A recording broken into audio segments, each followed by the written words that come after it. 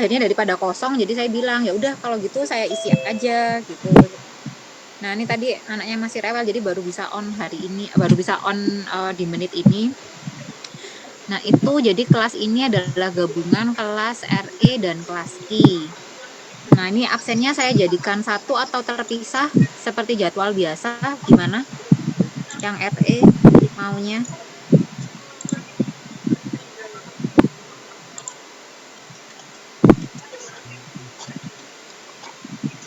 Hari ini kelas pengganti kan ya Bu, benar ya?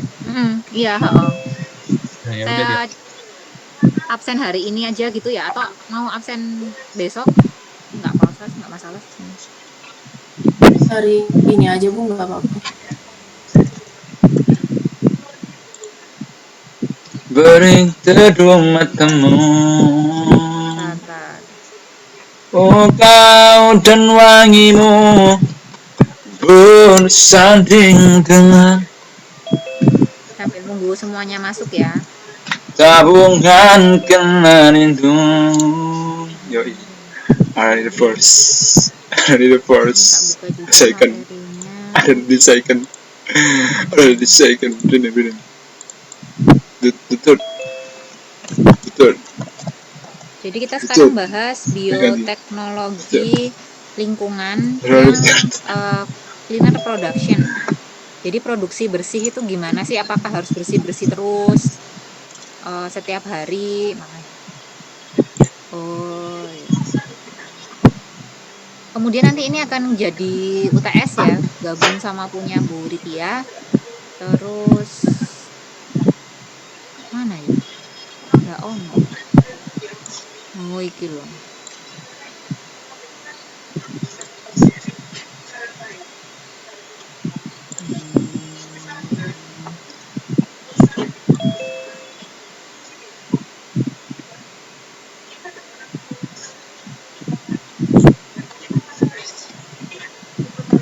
Bering teduh matamu.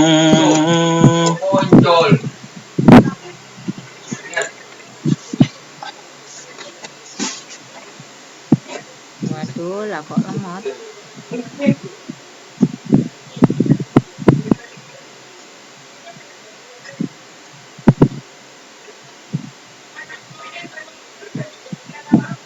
Cleaner production tanggal kuliah sekarang.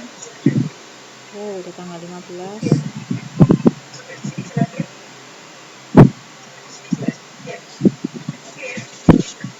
Habis ini ada kuliah lagi nggak? RE enggak Bu? Saya yang ada kuliah lagi. 15 sampai jam berapa? 14.40 kah ya? I'm not the ulama. I'm just the only Muslim who won't remain the other.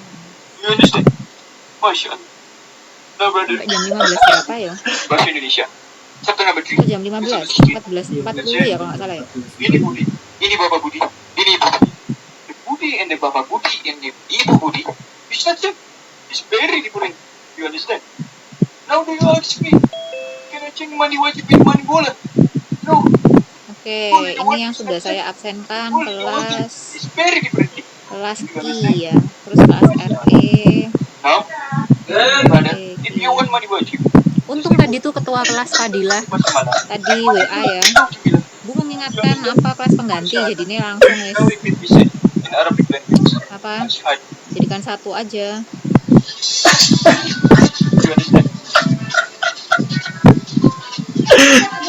How do you ask me? Can I change mandi wajib with mandi bola? No. The ball and the water is not same. The ball and the water is very different.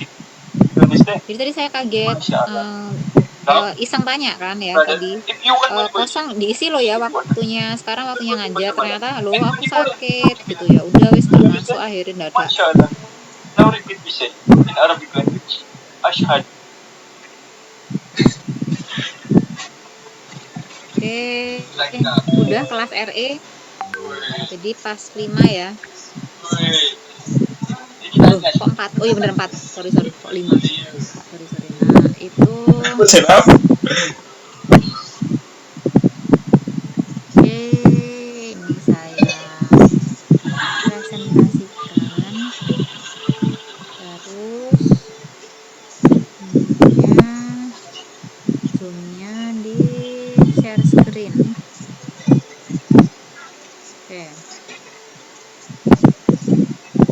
kelihatan semua ya? Ada yang menutupi kah? Iya. Terlihat Bu. Ini masih 40 Aman, berapa Bu. sih? Aman, oke.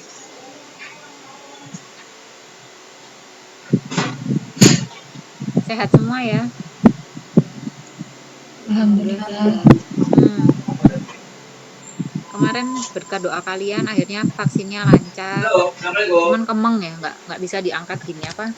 Tangan tuh kalau mau diangkat gini tuh kayak orang ngangkat beban berapa kemeng gitu. Alhamdulillah masih ngangkat anak masih oke lah. Kemeng nggak terasa gitu ya. Anak-anaknya heboh jadi nggak terasa.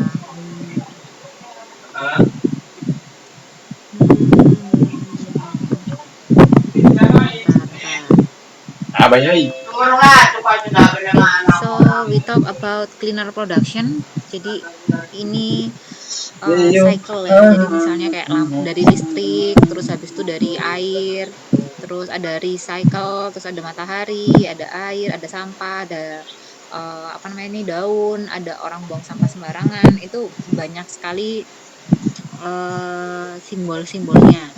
Ada yang tahu maksudnya cleaner production itu apa sih?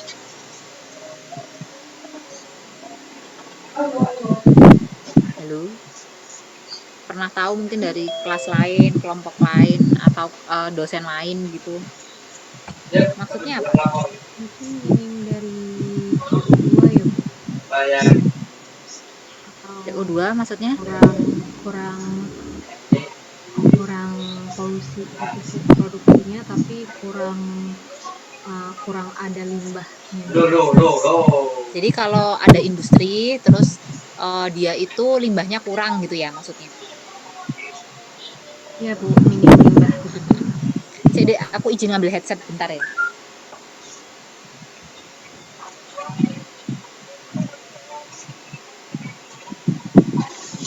Niliuk angin matamu.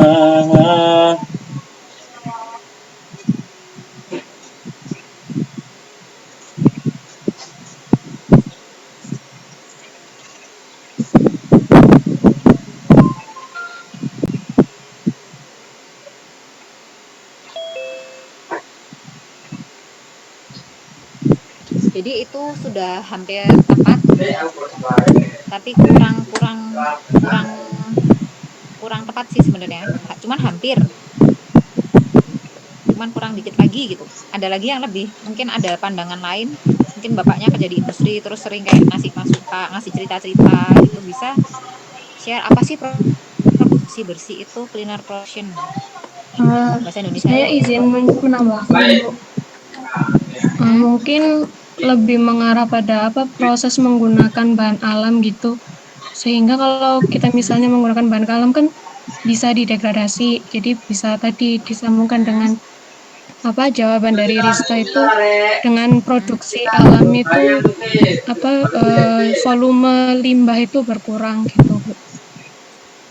Mungkin Headset saya mau jadi pamer lebih menggunakan mungkin mikroba atau bahan alam lainnya yang ramah lingkungan gitu Bu.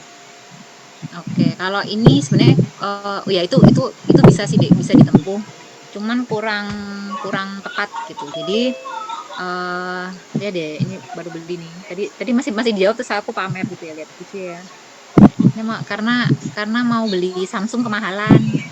Udah kapok, dirusak sama anak. Imut terus nggak bisa keluar suaranya. Udah beli berapa kali saya tuh di WFH ini. Terus akhirnya ya udahlah coba yang murah, nanti kalau rusak biar nggak emosi. Tapi terus ketemunya yang kayak gini. Ini kan cari yang bakmi ya. Saya kan lebih awet. Baru saya ini kan ya sombong pamer headset murahan. Kemarin mau beli headset yang itu yang ada cucuknya gitu. Jadi kayak ada bandul terus ada cucuknya gitu. Ini kedengeran nggak suara saya? Kedengeran kok, Bu. Kedengeran Oke. Oh, suara kalian lebih jelas sih. Oke. Jadi mending beli yang murah. Nanti kalau rusak nggak nangis. Kemarin sempat beli logic pad. Bukan saya yang beli, dibeliin suami. Jadi kan yang mahal ya. Enggak sih, enggak mahal. Ada yang lebih mahal, ada yang 3 juta, 4 juta gitu, Bu. Kayak yang anak-anak yang gaming tuh pasti tahu tuh. Itu biasanya harganya segituan. Karena teman saya dulu di Taiwan kayak gitu ya, headsetnya terus ketahuan headset saya. Bahkan sampai ininya, kabelnya itu kayak ngelupas muka gitu tetap dipakai. Kalau aku mah ogah. Nah, kalau kesetrum gimana? Dia nggak takut. Ternyata saya tahu harganya sama pakainya yang 100.000 ini di bawah under 100.000. Tinggal kita ini doang. Adanya itu jadi beli itu. Kalau ada yang mahal lagi mau beli Bu nggak? Kayaknya udah kapok deh sayang punya ya. Ini kemarin di kelas ini kah yang kayak nggak bisa jawab, terus kalau jawab dipakai chat gitu ya? Bukan ya? Disanitasi ya? Apa ya kemarin namanya? Nanti kalau headsetnya rusak atau di chat mau jawab tapi nggak bisa jawab, bisa di kolom chat. Kalau teman udah tahu ada chat gitu terus saya belum lihat, bisa diingetin dia ada di kolom chat gitu bisa. Nah, culinary production itu kata lainnya adalah ini.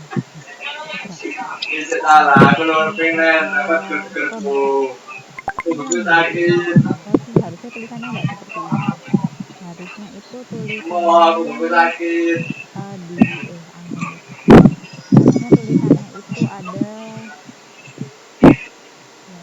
itu ada tulisannya tuh ada di ujung-ujungnya. Ya sudahlah. Apa sih? Bubble card. Karena saya tuh yang ini nggak sebesar yang headset yang dulu. Yang penting ini formulating. Ini bersih ya, yang sekarang lagi atau produksi bersih atau cleaner production kalau in English. Nah itu sebenarnya dulu sudah diinisiasi ini ya, cleaner production. Dulu sudah diinisiasi dengan cara, pernah nggak sempat dengar tentang zero waste? Gitu. Jadi awalnya itu zero waste, terus istilah barunya sekarang itu produksi bersih atau cleaner production. Nah, garis bawahnya apa, yaitu adalah energy and utilizes optimization. Sorry, rodok sariawan di belakang sini, jadi rodok tambah udah ngomongnya biasanya belibet tambah belibet. Jadi seperti ini, kita tuh mengoptimalkan segala sesuatunya gitu. Kayak misalnya manusia kalau mau dioptimalkan gimana gitu. Nah sebenarnya kalau mau dioptimalkan pupnya kita tuh bisa diolah lagi gitu. Itu kalau mau dioptimalkan. Kalau kita mau dioptimalkan gimana, CO2 kita yang keluar itu harus diapain Bu? Nah kita nanam tanaman gitu. Tanaman bisa ngirup CO2 kita gitu. Bukan berarti terus kita kayak nggak bernafas. Gue kayak bernafas harus dijaga, enggak gitu. Bukan itu caranya. Tapi gimana caranya mengolah gitu. Nah terus industri itu biasanya ngasih caranya dengan cara apa sih gitu. Nah caranya ada 4 cara ini ya, industri respon. Nah jadi yang pertama itu adalah dia sistemnya itu pasif atau ignore pollution. Jadi dia ya udah misalnya gini, maksud saya adalah industri respon itu adalah kalau ada limbah, kalian mengeluarkan limbah gitu ya, kalian misalnya produksi apa ya sing enak, produksi cireng gitu ya, produksi cireng salju misalnya, cireng salju untuk mengalahkan industri yang sekarang sudah terkenal misalnya ya, yang cirengnya lembut banget, cireng salju bungkusnya warna biru itu loh, dulu 20.000, sekarang udah 25.000, aku buat sendiri akhirnya ya. Jadi kalau dulu masih beli karena memang enak banget, di luar crispy, di dalam lembut, ya silahkan dibeli ya di toko-toko terdekat, malah promo. Jadi kalau ada limbah tuh gimana, limbahnya cireng. Yang pertama responnya adalah dia ignore pollution, ya udah dikeluarin aja. Lihat industrinya, dia keluarin aja, nothing tulus aja, keluarin aja deh. Itu kan sama kayak kita kayak pup, ya udah dikeluarin aja gitu, nggak usah mikir. Tapi kalau kita sebenarnya mikir, kita ada sapi tank gitu ya, itu sapi tank itu ada penyerapan, ada pengolahan. Sapi tank itu biasanya ada 2 bak, jadi satunya tuh penampungan, yang satunya penyerapan gitu. Nah terus kemudian yang kedua adalah dia pasif. Jadi pasif, yang pertama tuh pasif, kemudian yang kedua juga termasuk pasif, tapi dia masih ada kayak dilution atau dispersion. dia masih ada pemisahan, jadi nggak terlalu pekat gitu, tapi ya sama aja, tetap aja pasif gitu, dalam artian ya sama-sama dua gitu, cuman ya paling didilusi, jadi diencerin gitu aja, tapi kan tetap ya limbahnya tetap gitu loh. Nah, kemudian yang ketiga ini reaktif. Dengan cara apa kalau reaktif? Itu ada one side recycling, ada end of life treatment. Jadi nomor 3 ini dengan cara reaktif. Jadi sistem end of life itu maksudnya adalah ini, jadi prosesnya itu ditahan di akhir. Jadi prosesnya itu nanti bukan ditahan, di tahapan akhir.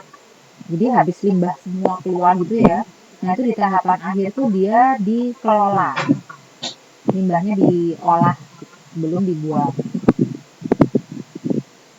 Nah terus kemudian ini yang apa, end-site treatment. Terus on-site recycling itu ya udah di tempat itu, di ini ya, di gambar ini kayak dibalik gitu di tempat ini. Jadi kayak limbahnya keluar terus diproses lagi. Jadi on-site recycling. Kayak ini udaranya diperbarui dulu baru nanti dikeluarin gitu. Jadi ada tahapan untuk treatment. Kalau yang reaktif, even dengan cara on-site recycling atau end-of-life treatment. Nah, kemudian ada yang proaktif. Nah, ini yang kita pelajari sekarang yaitu cleaner production. Meskipun kalian belajarnya nggak terlalu detail ya. Mungkin kalau di TEP itu satu SKS sendiri.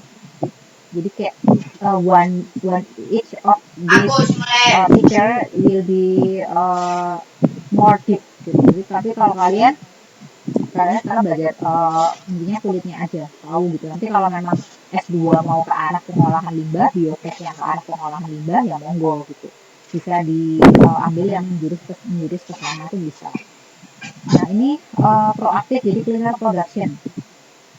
Proaktif itu maksudnya apa ya? Maksudnya ini cleaner production, produksi bersih. Jadi kita recycling sebisa mungkin keluar tuh udah bersih, sudah diolah di dalamnya dengan cara memanfaatkan meminimalisir limbah yang keluar. Terus juga limbah yang keluar itu juga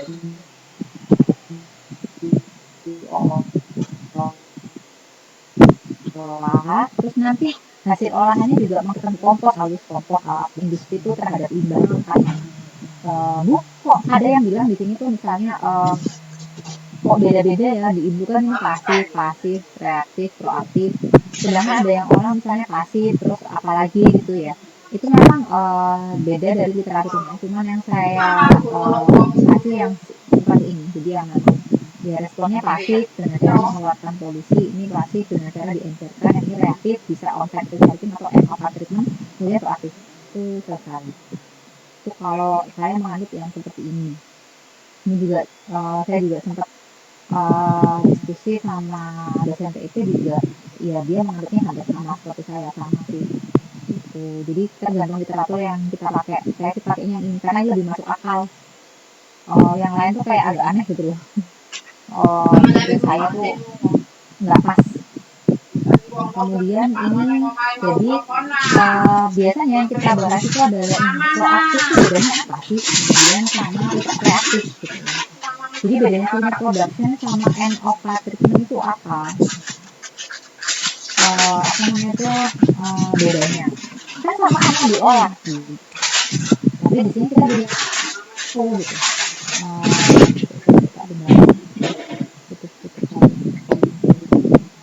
Jadi kita jadi tahu kalau misalnya cleaner production itu dia continuous improvement. Jadi perubahannya itu secara continuous. Sedangkan kalau pollution control and waste management atau ini ya applied approach itu dia one off solution to individual problem. Jadi maksudnya gimana? Maksudnya adalah ini tuh ya udah cuma di akhir doang gitu. Jadi limbahnya di akhir itu yang dikelola. Jadi ya sudah cuma satu problemnya apa, limbah itu diselesaikan. Kemudian yang kedua adalah cleaner production of progress towards use of closed loop or continuous cycle process. Jadi ini adalah proses di mana kita menggunakan apa ya, secara cycling. Jadi maksudnya itu terus menerus. Jadi nggak cuma di satu tahapan saja kita menerapkan cleaner production, nggak menerapkan prosedur untuk cleaner production, tapi semuanya. Bahkan dari persiapan bahan baku tuh benar-benar dipikirin gimana caranya nih bahan baku semuanya bisa dipakai. Jadi waste-nya tuh berkurang banget gitu. Atau enggak kalau misalnya nggak bisa wes ini emang waste-nya besar, nah waste-nya bisa digunakan untuk apa lagi gitu. Jadi bahkan dari tahapan awal gitu sampai tahapan proses tuh perhitungannya benar-benar jangan sampai kita pakai air turah-turah gitu. Alah kak popo turah kok air dibuat, nah itu jangan sampai. Jadi benar-benar dimanfaatkan, dipikirin dari setiap tahapannya. Sedangkan kalau yang ini itu proses result in waste material for yang end of pipe atau kita sebut aja EOP gitu ya. Ini proses result in waste material for disposal pipeline with resource in and waste out. Jadi ini tuh ya udah cuman di disposalnya tuh cuman di pipeline gitu. Cuman di ujungnya aja ketika dia waste-nya keluar, udah resource proses hasilnya tuh ya di situ itu. Di kayak proses pengolahan limbahnya itu doang. Jadi cuma di akhir doang gitu. Kalau ini progresnya enggak, progresnya semuanya gitu. Kemudian yang ketiga adalah everyone in the community has a role to play. Partnership are essential. Kenapa? Karena tadi di setiap tahapan tuh loh harus maksimal gitu. That's why setiap orang di setiap tahapan ini itu harus memiliki partnership yang bagus gitu. Aku pakai ini ya. Ini kalau kamu butuhnya yang mana nih? Jadi emang semuanya harus continuous, harus saling interaksi, nggak cuma sendiri-sendiri kayak iki nggonku, iku nggonmu, iki aku nggak bagian ngupas bagian ngupas singkong misalnya. Kamu yang itu nanti aci ya. Aku bagian tepung gitu, kamu yang bagian nanti ngadoni misalnya gitu. Kamu bagian bentuk enggak, tapi kita harus secara berproses gitu. Nah, kemudian yang ini adalah yang sini ya, solution are developed by expert often in isolation. Jadi maksudnya biasanya solusinya itu dikembangkan oleh ya orang-orang yang ahli di bidang pengolahan limbah sudah gitu. Kalau ini enggak, ini harus semuanya di komunitas itu atau di industri itu harus bekerja sama gimana caranya memaksimalkan itu gitu. Nah, itu juga sedang dicoba di Indolacto ya. Jadi kan dia tuh kan ini sebenarnya nggak boleh dipublish sih, cuman saya tahunya dari webinar kemarin di TIP. Itu dihadiri sama mahasiswa dan dosen-dosen TIP juga, terus saya nimbrung lah di situ karena saya juga mengajari kalian tentang lingkungan gitu. Jadi saya apa yang tentang lingkungan saya ikuti gitu. Nah, di situ ternyata ada kerjasama sama Proftetik gitu ya. Jadi dia mengolah limbahnya susu itu kan cairan yang masih banyak nutrisinya gitu ya. Nah, itu ternyata cairan itu bisa kemudian digunakan untuk hidroponik. Ada yang menggunakan hidroponik di rumahnya? Siapa yang punya hidroponik di rumah? Oh, ini ada yang chatting nih. Enggak Bu gitu, Januar Dewata nggak bisa ya? Headsetnya nggak bisa kah? Oh saya Bu, langsung dijawab nggak apa-apa sih Dek sebenarnya. Nggak usah di kolom chat kalau suaranya bisa nggak apa-apa. Kalau di kolom chat tuh maksudnya kalau suaranya nggak bisa gitu. Saya Bu gitu, jadi Yusra ini nih pakai hidroponik gitu ya. Nah itu kan biasanya ada liquidnya ya, liquid itu ada nutrisi, biasanya ada mix A, mix B. Nah di Indolacto itu mix A, mix B-nya dia itu pakai limbah gitu. Itu sampai sawinya biasanya kalau tanaman sawinya segini doang, mungkin nggak sampai gede, itu sampai segede kepala hilang tangan saya hilang. Paling lihat hilangnya terus tangan saya hilang gitu. Jadi kemudian saya hapus virtual background yang indah ini. Ini bukan potlot, ini coret-coretan saya. Gitu. Ini saya ngambil di kafenya orang enggak lah. Jadi sebelumnya di sini tuh banyak coret-coretan, sama seperti di sini. Terus karena ini sudah tidak tertanggung, jadi ini tak belikan ini. Lumayan, setelah ditempel ini jadi nggak coret-coretan. Terus kenapa Bu nggak sampai atas? Nggak muat belinya, terus kena corona. Karena ini belinya waktu itu di sini nggak tahu mahal ya, terus kualitasnya nggak biodegradable. Jadi ini juga fungsi. Kalau anak kepentok itu nggak langsung jedot gitu. Tujuan awalnya itu. Nah itu balik lagi ya. Jadi kalau yang solution apa tadi ya tadi? Oh, di blog tuh sayurnya tuh gede-gede sampai segini dia pernah tuh sampai segini sampai sayurnya tuh sampai segede gini sampai saking gedenya tuh satu sawi tuh 2 kilo. Bayangkan satu sawi 2 kilo. Nah tapi itu kemudian apakah bisa diaplikasikan Bu? Berarti dia nanti bisa jualan limbah cair. Iya, dia mau jual kayak kompos cair kayak itu. Cuman itu mau dites apakah sawinya yang ditanam menggunakan nutrisi itu, apakah sawinya itu bisa untuk kemudian digunakan sebagai apa titik ini? Sawinya itu dipakai di maem. Karena nanti kalau kalian belajar bioremediasi, fitoremediasi itu kan tanaman ditanam di tempat ada limbahnya. Itu tanaman itu apakah kemudian mengakumulasi limbahnya atau tanaman itu ya udah dia cuma proses aja tapi nggak kemudian menjadi beracun. Jadi kita bisa enak aja makan gitu. Nah, seperti itu. Jadi harus diteliti lagi. Gitu. Terus setelah itu cleaner production lagi. Ini active anticipation and avoid of pollution and waste. Jadi dia aktif untuk mengantisipasi dan mencegah adanya polusi dan limbah. Tadi saya sudah katakan ya. Sedangkan kalau itu ya reaktif gitu. Jadi ya dia menghasilkan polusi, menghasilkan waste itu setelah atau dia tuh merespon setelah dia menghasilkan kotoran. Gitu. Jadi dia nggak kemudian aktif sebelumnya gitu nggak. Jadi ya aktif setelah dia menghasilkan dia menghasilkan limbah dulu, setelah menghasilkan limbah baru dipikir kayak misalnya kalian mohon maaf ya kalian misalnya buang gas gitu.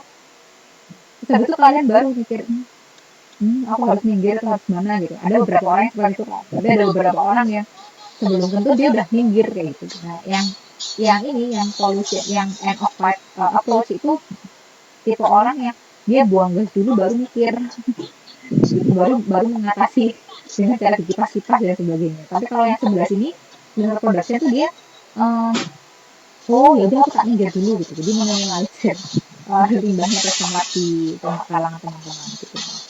Kemudian yang ini adalah cleaner production yang elimination of environmental problem and their resolve.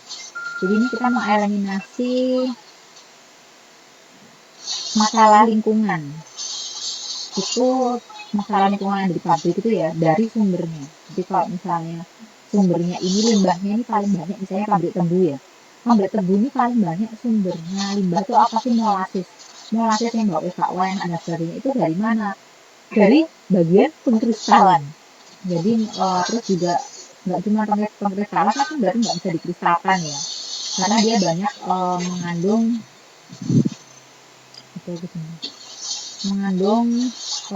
fructose. Jadi dia banyak glukosanya gitu. Jadi dia nggak banyak sukrosanya gitu. Dia banyak glukosanya. Kok bisa sih pecah dari glukosa itu? Oh berarti mungkin penanganan awal di tebunya itu kan setelah dipotong itu kan mungkin nanti ada enzim yang bekerja, ada bakteri yang bekerja sehingga memotong sukrus menjadi glukos. Nah kalau ini proses terus berlangsung akhirnya banyaklah yang gula yang tidak bisa mengkristal. Dihasilkanlah akhirnya molasis. Nah makanya gimana caranya mengatasi? Nah berarti kamu harus mengatasi bahkan dari itu waktu pasca panen gitu. Mungkin disemprot apa gitu supaya nanti mikrobanya nggak kemudian memecah terus jadi glukos kayak gitu. Nah terus juga mungkin dari segi antrian kan biasanya kalau giling gula itu kan ngantri gitu ya. Nah itu mungkin antriannya harus diminimalisir dengan cara apa? Mungkin harus dijadwal pemotongannya atau gimana. Jadi memang menangannya dari sumbernya. Nah sedangkan ini yang end of life approach itu adalah pollutant are controlled by waste treatment equipment and method. Jadi polutan itu dikontrol oleh waste treatment equipment. Jadi dia tuh mengontrolnya ya dengan cara peralatan dan metode untuk waste treatmentnya gitu, polutannya. Jadi nggak menyelesaikan, nggak mengeliminasi sumber masalahnya.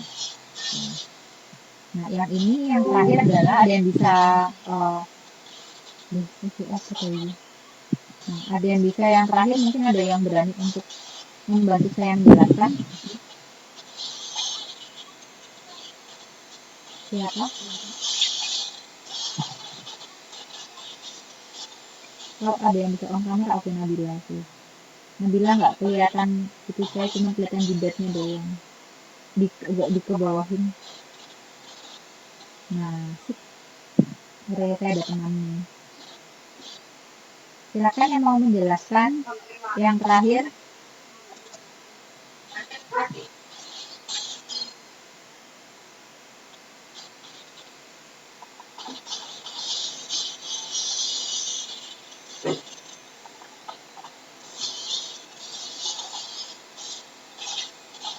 Siapa yang mau jelasin? Ya, deh, Bu, coba. Oke, Kalau dari yang ditulis sih, enforcement practice, attitude, and management techniques itu, jadi kayak kalau cleaner production itu dia aktif untuk riset untuk gimana caranya untuk biar limbahnya itu berkurang sama limbahnya diproses dan lain sebagainya. Tapi kalau waste management sama pollution control itu dia lebih ke ya udah kita punya teknologi apa yang sekarang kita pakai itu. betul. Itu aja penjelasannya bener banget. Jadi saya nggak usah nambahin. Jadi itu memang dia ada kayak tadi Indulakto tuh loh. Dia ada sesuatu, ada treatment, ada kayak penelitian baru. Apa sih yang baru gitu supaya nanti kemudian pengolahan limbahnya juga nggak seberapa mahal, karena pengolahan limbah itu kan mahal banget ya. Tapi kalau sudah diinfo dari awal terus tambah diteliti itu nantinya akan bisa memudahkan. Ini gimana sekarang? Ya, saya bisa. Jadi itu maksudnya itu bener yang terakhir. Jadi kalau ini ya udah diserahkan aja, ntar pokoknya kita ngeluarin kotoran ya udah lo bersihin, kita nggak ikut yang lain, pokoknya itu gimana caranya produksinya tinggi gitu doang. Tapi kalau yang ini enggak, semuanya itu mencari cara gimana caranya produksinya supaya bersih. Terima kasih ya Patrick. Kemudian ini adalah proaktif environmental strategis, contohnya adalah cleaner production. Jadi cleaner production itu gimana sih caranya prevention of waste generation. Yang pertama dia adalah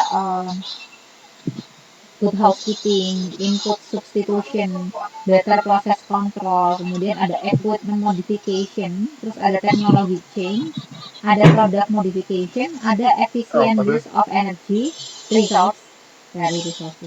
Yang terakhir ada on-site recovery atau reuse.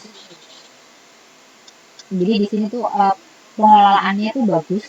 Nah, dengan pengelolaan yang bagus, gimana caranya? Kita harus pakai strategi. Strategi yang kita pelajari sekarang adalah cleaner production. Jadi ada input substitution itu maksudnya ada pengganti. Jadi good housekeeping itu ya pengelolaannya bagus gitu ya. Kalau kita ngekip rumahnya itu harus bagus kayak gitu. Input substitution itu ada pengganti. Better process control itu adalah mudah proses kontrolnya supaya nanti sistemnya bagus. Jadi kalau sistemnya bagus nanti proses kontrolnya akan bagus. Kemudian dibutuhkan modifikasi peralatan dan equipment modification. Karena kita nggak bisa cuma pakai peralatan yang di awal itu doang kan, kita mungkin ada peralatan tambahan. Kemudian teknologi change, jadi perubahan teknologi juga nantinya bisa terjadi kalau memang diperlukan. Terus kemudian efisien. Kenapa? Karena limbahnya bisa digunakan untuk proses itu juga gitu. Jadi kita nggak kemudian beli lagi gitu. Nah ada kalau yang dulu tuh saya sempat terangin itu apa ya? Jadi kita tuh ngolah limbah, terus di tabungnya itu di rak limbahnya itu dia itu bisa dimasukkan mikroba. Nanti mikrobanya itu dia bisa menghasilkan listrik. Gitu. Jadi apa?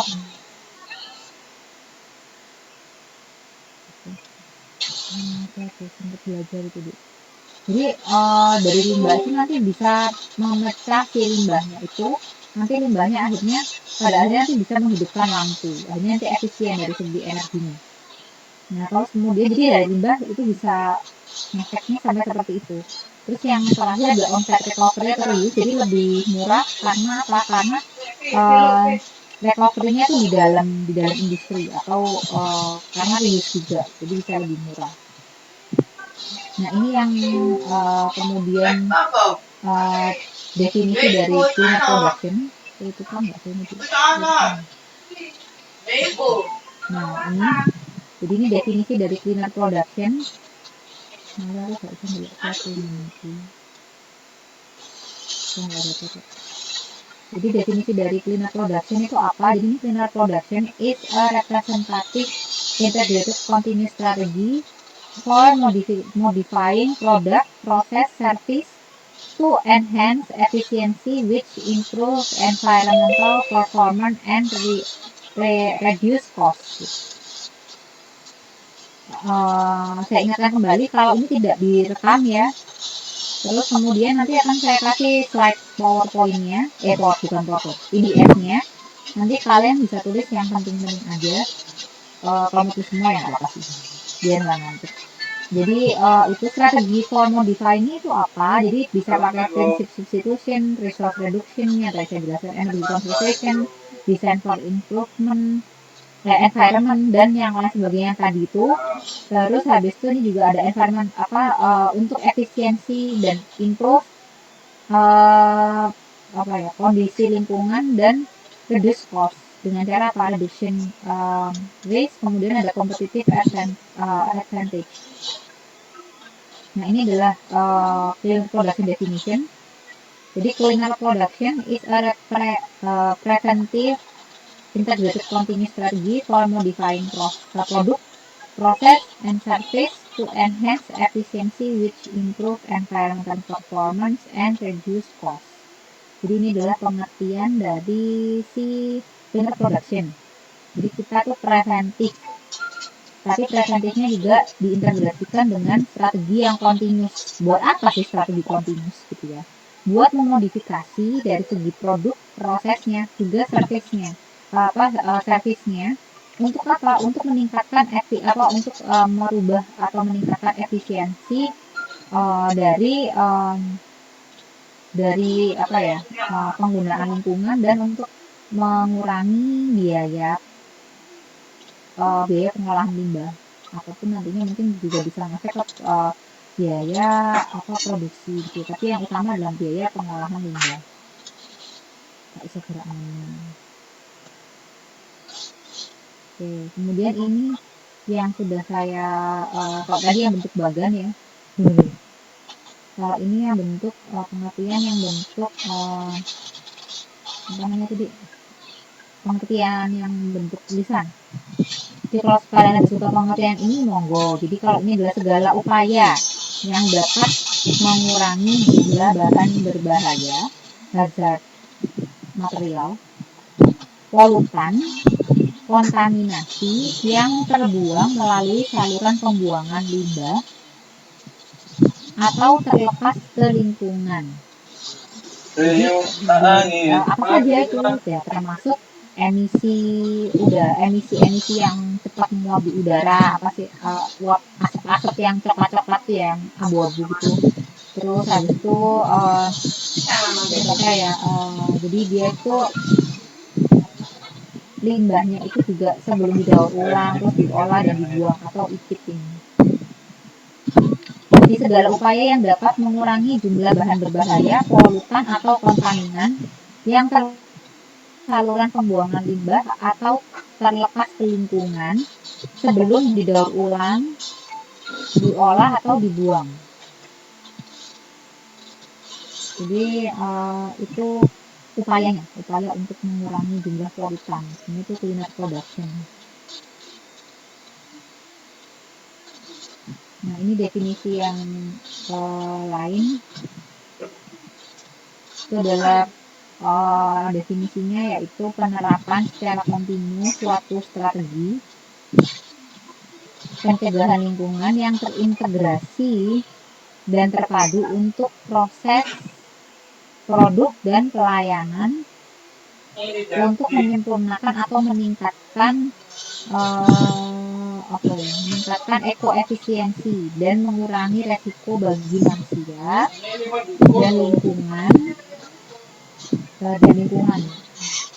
Nah, ini adalah pengertian dari UNEP, yaitu United National Environmental Program. Jadi tetap ya yang dinyala-nyalain ini adalah continuous, terus yang ini integrated sama preventif. Jadi tetap harus continuous yang seperti apa yang terintegrasi dan dia harus preventif. Jadi kalau nggak preventif itu apa loh? Kalau nggak preventif ya berarti ikutnya end of life. Karena kan nanti kalau di akhir ya, ini kan preventif sebelumnya. Jadi itu ini yang definisi menurut United National Environmental Program, perkumpulan tentang gitu. Jadi continuous preventive integrated jadilah environmental strategy, di mana environmental strategy itu harus melingkupi proses produk service, di mana ini nantinya gunanya untuk apa? Untuk menyempurnakan atau meningkatkan, mengurangi resiko dari manusia, mengurangi resiko bagi manusia dan lingkungan. Karena kan gimana polusi itu juga dampaknya secara nggak langsung ke kita gitu. Kayak sekarang kan banyak orang sudah nggak terlalu keluar kayak dulu ya, mungkin di Jakarta ada yang di Jakarta nih, itu kalian bisa lihat Monas, bahkan dari daerah yang jauh biasanya sebelumnya buka jendela Monasnya itu kabut, abu-abu gitu ya Monasnya, sekarang kelihatan gitu, kelihatan gunung gitu, bahkan beberapa teman ada yang jauh gitu. Bener nggak? Ada yang di Jakarta nggak? Bener nggak sih? Itu yang salah. Nggak ada di Jakarta. Sekarang udah nggak lagi, Bu. Oh, sekarang udah nggak lagi. Iya, udah balik ya. Iya, Bu. Iya. Masa nggak berkurang dari awal dulu yang berpolusi itu mungkin sekarang kurang dikit gitu? Nggak, tetap sekarang tuh lagi. Sekarang kayak dulu aja sih, Bu. Kayak dulu aja, oke. Ya gitulah, setidaknya bumi bernafas sebentar gitu ya, meskipun kitanya yang nggak bernafas. Tapi mungkin juga bumi juga khawatir ya dengan virus kita, kan nggak tahu ya efeknya. Nah, ini definisi dari Bapedal. Banyak kan definisi dari 1996 loh, sudah ada definisinya. Tapi kita baru cleaner production baru happening 2020. Mungkin tahun ya 2000-an baru ya 24 tahun ya berarti ya. Iya nggak sih? Iya loh. Jadi suatu strategi pengelolaan lingkungan yang bersifat preventif dan terpadu, yang perlu diterapkan secara terus-menerus atau continuous tadi ya, pada proses produksi dan daur hidup produk dengan tujuan untuk mengurangi resiko terhadap manusia dan lingkungan. Itu sama kan ya, linear semuanya itu sama. Karena kenapa? Karena Bapeda juga mungkin ngambilnya juga dari ini yang tadi klinik ini. Jadi kalau nanti saya keluarin terus saya kasih titik-titik, kalian saya harapkan juga bisa menjawab ya titik-titiknya. Kemudian ini properly implemented city.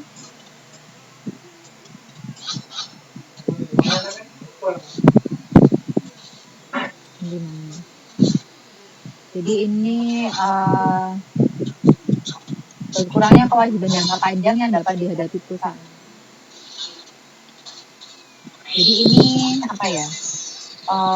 Cleaner production atau CP ya. Jadi properly implemented CP itu always reduce long-term liabilities which company can face many years after pollution has been generated Riuh tangin matamu.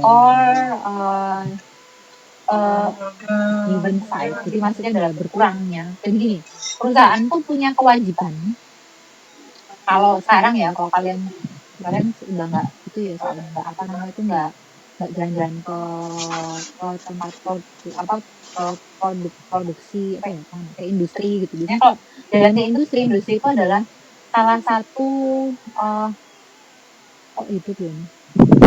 Sorry deh, kayaknya ngomong sesuatu. Jadi kalau kita melakukan apa itu kita ke industri, biasanya industri itu kayak iya saya ngasih apa ya, saya ngasih apa ya, charity-nya berupa apa? Charity-nya bisa berupa lingkungan. Bahkan dia kadang-kadang charity-nya kan berupa anak-anak SD, ngajarin gimana nih caranya buang sampah yang benar dan sebagainya, itu juga termasuk charity gitu. Saya nyari karena di dekat saya ngangin ke kalian, nah tiba-tiba sih tapi saya nggak ngerangkapnya di mana, itunya nyala turun. Kalian nggak dengar ya? Kalau nggak dengar ya udahlah, saya nggak hiraukan. Nggak dengar kan ya? Nggak ganggu kan? Masih clean suaranya? Ya wes, kayak ini nggak tak balikin. Oh, kok bisa nyala sendiri? Karena kena pencet. Gitu. Jadi kita industri itu punya kewajiban gimana sih caranya nanti industrinya tuh nggak ngeluarin polusi, karena kalau industri yang ngeluarin polusi maka industri itu akan dicap jelek. Kayak sekarang kan banyak ya, dulu sih udah, jadi kayak di luar negeri itu kayak, oh ini loh industri produk ini tuh mesti clean production, jadi produknya tuh green, jadi dia tuh nggak merusak lingkungan. Nah itu akan lebih dipilih sama orang-orang luar untuk produknya tuh dibeli, meskipun mungkin rasanya nggak terlalu enak atau gimana, tapi mereka ada beberapa yang concern terhadap itu. Kalau Indonesia gimana Bu? Indonesia yang penting murah, enak, sehat. Oh sehat kadang-kadang nomor sekian gitu ya, nggak dipikir. Itu yang kita sama luar. Terus kemudian properly implemented CP itu usually atau kalau tadi kan always ya, selalu. Ini usually itu increase profitability, increase profit, kemudian lower production cost atau production cost-nya itu lebih rendah. Terus kemudian enhance productivity, karena tadi semuanya dioptimasi. Kayak tadi gula tuh ya, gimana caranya supaya limbahnya sedikit. Otomatis kalau limbahnya sedikit, gula yang terbentuk atau kristal gula yang terbentuk itu akan lebih banyak. Jadi otomatis enhance productivity secara nggak langsung. Kemudian provide a rapid return on any capital or operating investment required. Kemudian ada increase production yield, tadi ya sama seperti yang gula itu, meningkatkan produksi akhirnya atau pendapatan akhir. Yield itu maksudnya pendapatan akhir yang didapatkan, produk akhir yang didapatkan itu berapa. Itu namanya yield dibandingkan sama bahan bakunya. Terus lead to the more efficient use of energy and raw material. Kemudian result in ini apa ya? Kemudian result in improvement product quality. Kemudian ada lagi increase staff motivation, jadi juga meningkatkan motivasi dari staffnya juga. Terus release on action worker participation in idea generation and implementation. Terus kemudian yang lagi itu reduce customer risk atau mengurangi resiko dari mengurangi resiko dari pembeli ya. Jadi produknya otomatis akan lebih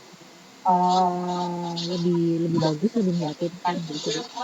Terus mengurangi resiko dari lingkungan, jadi lingkungannya nggak rusak. Nah, kemudian ada beberapa industri, pokoknya rumah di situ tuh udah baunya nggak karuan segar-segarnya. Itu kan berarti si perusahaan itu membuat lingkungan sekitarnya menjadi buruk gitu. Nah, itu tidak diinginkan. Makanya dengan CP atau cleaner production ini itu akan menjadi lebih clean lingkungannya, jadi orang-orang juga jadi senang gitu. Terus kemudian CP juga cleaner production itu disupport oleh pegawai, lokal community atau warga-warga sekitar, terus pembeli, terus juga masyarakat gitu. Jadi ini juga harus disupport. Tapi itu ya itu usually ya. Di Indonesia contohnya usually banget, malah mungkin rarely gitu ya. Kadang jarang kita milih karena ada logo, misalnya CP itu jarang. Atau karena ada logo atau kadang-kadang ada logo green gitu, kita jarang milih karena suatu logo. Kita biasanya milih karena merek, karena harga, karena kualitas, misalnya enak atau enggak gitu. Nah ini often, jadi dengan harapan production itu kita often avoid regulatory compliance cost, kemudian lead to insurance saving. Kemudian ini insurance saving itu menjadi lebih utama ya, tapi itu juga nggak ngefek banyak sih sekarang. Kemudian provide enhance access to capital from financial institution on lenders, ini juga bisa tapi jarang. It's fast and easy to implement, ini often maksudnya apa ya, dia kadang itu cepet, kadang itu mudah diimplementasikan, tapi nggak semua industri itu mudah banget mengimplementasikan gitu. Kadang requires little capital investment. Ini kadang-kadang dibutuhkan sedikit investment itu juga nggak, kadang juga butuh banyak industrinya.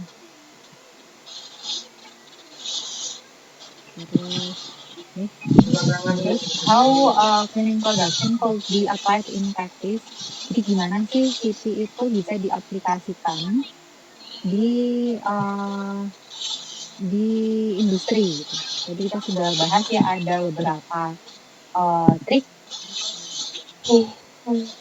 Jadi yang pertama adalah ini good housekeeping. Jadi kita implementasi produksi bersih itu dengan cara ada 6 ya. Jadi begini, good housekeeping itu kita itu take appropriate managerial and operation action to prevent leak, spill, to enforce existing operational instruction. Jadi kalau kita mau pengelolaan yang bagus, kita harus kemudian proses produksinya itu harus benar. Gitu. Nah kemudian dengan cara apa proses produksinya harus benar? Ini dengan appropriate managerial dan operational action. Jadi ini harus bagus. Untuk apa? Untuk memprevent leak, terus habis itu untuk effort existing operational instruction. Jadi kayak kita tuh harus memaksimalkan pengelolaan yang bagus. Kayak ini loh, sampai megang kunci gini. Jadi kuncinya tuh ya pekerjaan sendiri, manajerialnya sendiri gitu. Nah kemudian yang kedua adalah kita input situasi. Jadi kalau tadi materialnya ini ya, kita pakaiin misalnya air pada malam hari, things input material itu bisa. Jadi input substitusi itu bisa dengan cara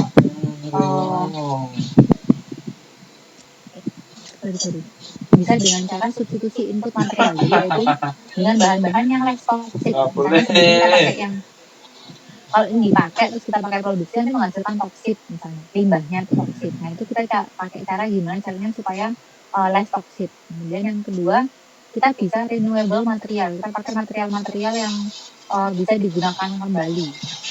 Terus bisa juga pakai material yang dia itu pemakaiannya bisa long life atau bisa lama gitu di produksinya. Jadi bisa pakai ketiga pilihan. Walaupun ternyata nggak bisa materialnya tuh udah harus ini, saklek ini nggak bisa dirubah-rubah, ya sudah. Kalau begitu kita bisa pakai strategi yang lain gitu ya. Itu kita pakai teknologi change. Bisa. Jadi replace of the technology. Kita mengganti teknologinya, mengganti proses sequence-nya, atau mengganti sequence itu apa ya? Sequence itu kayak prosesnya, bukan RNA DNA, bukan. Kita kayak sequence-nya, kayak keruntutannya gitu kita ganti. Terus synthesis pathway itu juga bisa. Kita pakai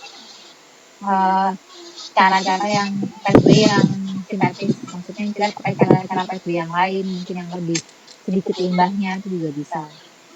Terus in order to minimize waste and emission generation during production, ini tentunya dengan fungsinya adalah meminimalisir waste. Jadi equipment control, terus kita menghasilkan teknologi baru. Banyak kok.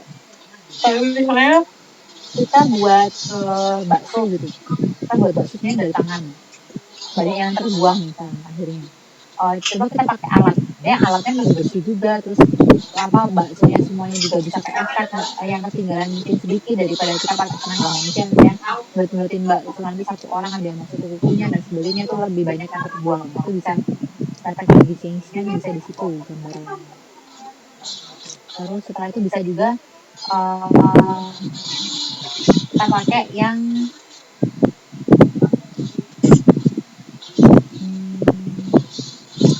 teknologi change itu juga bisa dengan cara kita mengoptimalkan proses kondisi.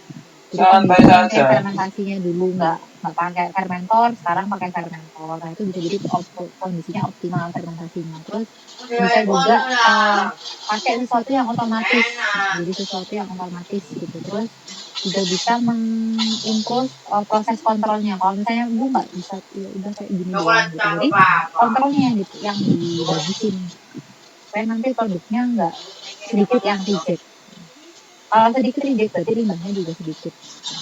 Terus improve equipment layout juga bisa. Jadi layoutnya atau gambarnya tuh dirubah layoutnya. Oh mungkin kayaknya ini lebih baik caranya dengan seperti ini deh, bisa lebih cepat. Misalnya mungkin alurnya harusnya nggak gini supaya nanti orang-orang yang jalan juga bisa hemat dan sebagainya itu bisa dilakukan.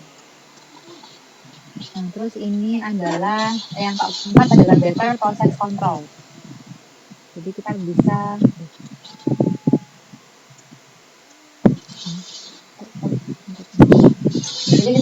better process control bisa dengan cara memodifikasi operational prosedur. Jadi prosedurnya dulu dimodifikasi operational prosedurnya atau dengan cara instruksi peralatannya itu bisa dimodif. Itu bisa. Nah, tentunya dengan operation ini ya kita perlu mengimprove manajemen dan worker skill and process control. Jadi tentunya kita perlu mungkin mengadakan pelatihan-pelatihan. Jangan sampai nanti si operationnya atau operatornya tuh jangan-jangan salah dalam hal menjalankan akhirnya jadi muspol, banyak yang terbuang karena salah pencet misalnya. Nah terus working instruction and procedure juga harus jelas. Terus ada juga training tadi ya, tadi saya training untuk pegawai. Terus pokoknya kita harus memaksimalkan itu. Untuk apa? Untuk proses yang lebih efisien dan waste-nya juga lower. Kemudian yang berikutnya, yang kelima adalah product modification. Yang menarik ya, ternyata kita bisa loh modifikasi produknya. Seperti di gambar ini product modification ya. Jadi modify the product characteristic in order to meminimalisir dampak lingkungan yang disebabkan selama atau setelah produk itu digunakan, yaitu sampahnya. Jadi contohnya misalnya kayak kita plastik ya, sekarang banyak biodegradable plastik kayak gitu. Nah itu kita juga mikir kan berarti ya gimana afternya itu supaya nggak jadi disposal. Terus ada lagi yang lain, misalnya kita kayak penggunaan botol plastik, ya itu plastiknya seharusnya bisa diolah lagi gitu. Tapi kan kita yang ada di Indonesia enggak, jadi cuma tempat penampungan sampah, tapi bukan tempat pengelolaan sampah. Itu masih jarang. Meskipun kalau di Malang alhamdulillahnya beberapa TPU pemakaman umum, tempat pembuangan umum TPA, tempat pembuangan akhir bukan taman. Maksud saya itu tempat pembuangan sampah itu di Majoputo dekat rumah saya itu sudah diolah, jadi yang sama-sama daun-daunan itu diolah jadi kompos gitu. Terus sama plastiknya dipres untuk dikelola, jadi itu bisa harga jualnya juga bisa naik. Lalu habis itu yang kedua minimize the environmental impact of its production. Jadi kita meminimalisir dampak lingkungan yang terjadi karena produksi itu. Misalnya kayak membuang limbahnya langsung ke got gitu kan baunya nggak karuan ya. Ikan-ikan cebol-cebol itu bisa mati gitu. Itu juga harus minimalisir dengan cara Asian. Terus produk modifikasi yang lain caranya apa? Caranya bisa recycling friendly design. Ya, terus yang kedua product life extension. Yang keempat ada more efficient, less material intensive packaging. Yang keempat adalah reduction of harmful substances. Jadi emang sini sengaja nggak saya tulis ya, saya bacakan lagi. Product modification itu kalau yang ini modify the product characteristic ya, in order ada dua ini.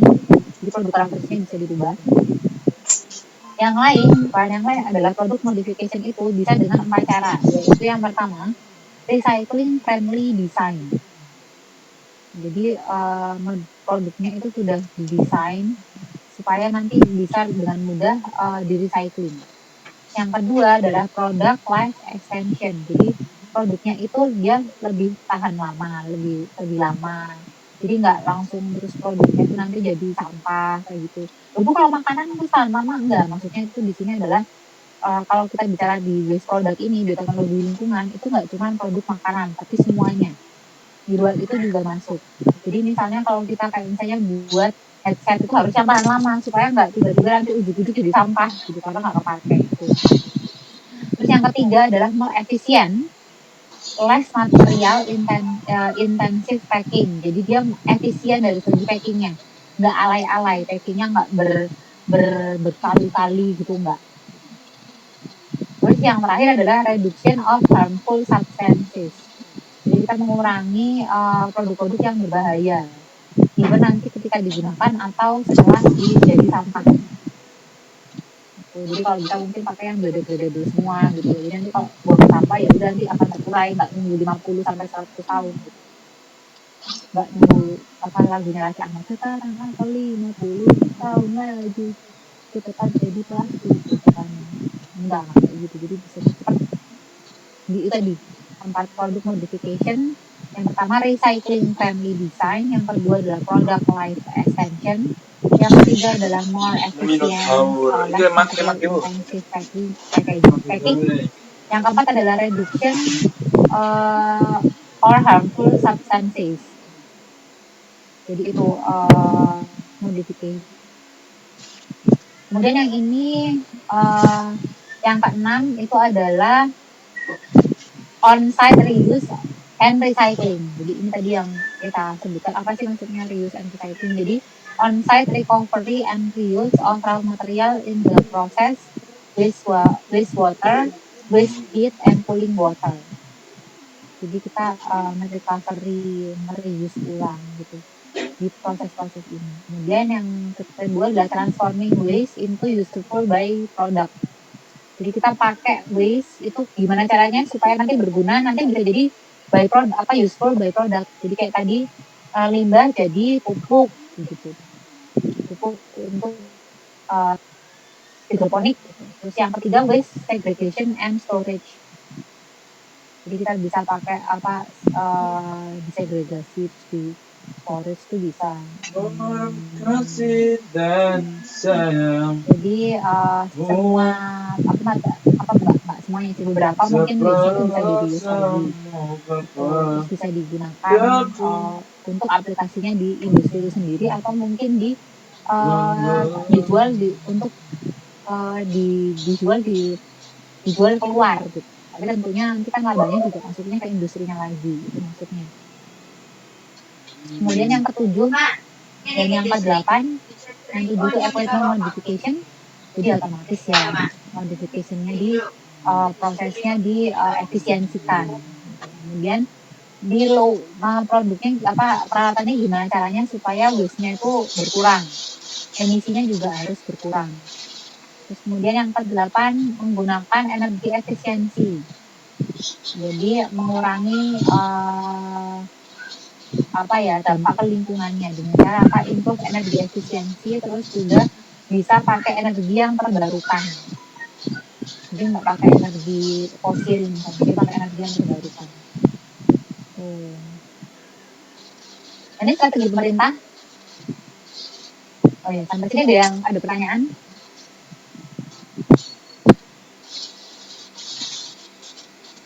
Sudah paham atau sudah ngantuk? Ini siang-siang terus tambah storytelling kayak gini ya. Oke, kalau belum ada pertanyaan saya lanjutkan. Ini kurang T ya, bukan strategi, bukan strategi. Ini strategi pemerintah. Jadi yang pertama sudah strategi pengelolaan lingkungan yang diterapkan oleh pemerintahan. Dimulai dari pertama adalah strategi pendekatan kapasitas daya dukung. Itu jadi strategi pendekatan kapasitas daya dukung. Terus yang kedua adalah pengelolaan pada limbah yang sudah terbentuk atau end of pipe treatment. Yang terakhir adalah produksi bersih atau cleaner production. Jadi gimana bisa mulai, misalnya industrinya nggak mampu city, dia bisa mulai dari ini dulu.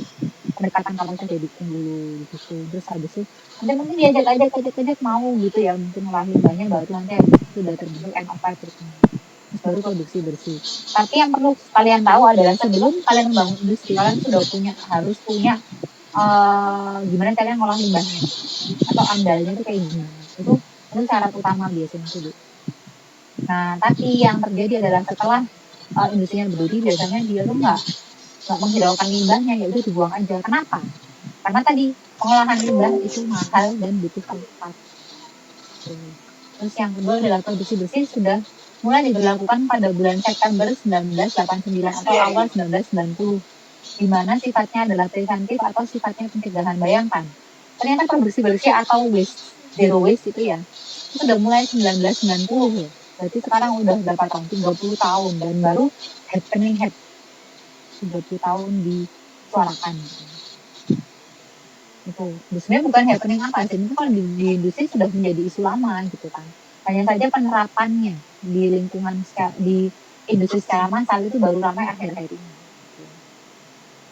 Nah, ini minimalisasi limbah adalah upaya mengurangi volume, konsentrasi toksisitas, dan tingkat bahaya limbah yang berasal dari proses produksi. Dan dengan jalan mereduksi pada sumbernya dan memanfaatkan kembali limbah agar dapat memberikan keuntungan yang ekonomis. Jadi saya mau tanya nih, ada yang bisa jawab reuse itu apa? Atau nomor satu ini apa? Gunakan ulang barang yang dibuang. Terus yang kedua, recycle. Jadi barang yang udah dibuang. Plastik jadi produk baru, Bu. Terus yang lain? Yang nomor 2 recycle itu. Oke, reduce. Yang ketiga kan? Mengurangi sampah. Mengurangi. Oke. Jadi itu ya, ini minimasi limbah, bukan minimalisasi. Repot ya. Karena karyawannya di belakang sama di tenggorokan gini. Saya sampai kemarin tuh sampai mikir dong gitu. Jangan aku tanda kopi ternyata enggak sih karyawan. Terlalu banyak makan madu akhirnya terus badannya jadi panas. Kan maunya sehat ya. Tapi minum vitamin terus juga saya takut ke ginjal, jadi ini saya minum kayak batu sauda dan sebagainya saya ganti batu sauda, besoknya madu, besoknya apa gitu. Nah, ini minimasi limbah tadi ya, reuse tadi sudah paham, yaitu penggunaan kembali. Contohnya apa? Untreated water. Jadi misalnya pemakaian kemasan bahan kimia untuk bahan kimia sejenis. Jadi misalnya kayak ini botol apa etanol nanti dipakai untuk etanol lagi. Terus botol bahan apa dipakai untuk bahan itu lagi, itu contohnya. Terus daur ulang atau recycle, contohnya apa? Contohnya dari daur ulang limbah plastik menjadi biji plastik. Daur ulang lilin menjadi lilin kualitas second, yang di sini orang Bali tuh sering tuh, jadi lilinnya tuh nanti dilelehin terus nanti dipakein tempat, jadi lilinnya tuh nggak habis-habis. Banyak ya kalian lihat tutorial tuh ya, jadi gimana sih Bu caranya lilin batangan yang putih itu kan cepet habis tuh, cepet leleh ke bawah. Nah itu gimana kan yang itu bisa kalian lelehin terus kalian taruh di mangkok yang mungkin bawahnya isi air terus atasnya lilin, ada apa sumbunya gitu ya, itu nggak habis-habis tuh. Lemparan aja terus, itu nggak habis-habis, banyak caranya lah, banyak tutorialnya. Nah ini recovery atau perolehan kembali, contohnya apa? Kalau pengertiannya mungkin kalian nanti sudah paham tadi, sudah bisa menjawab juga. Jadi kalau recovery itu ya recover, misalnya recover timah hitam atau TB, limbah TB jadi aki bekas misalnya. Terus mengcover krom pada limbah padat industri itu juga, pada limbah padat industri kulit itu juga bisa. Jadi ini banyak contoh-contoh recovery yang bisa kalian cari.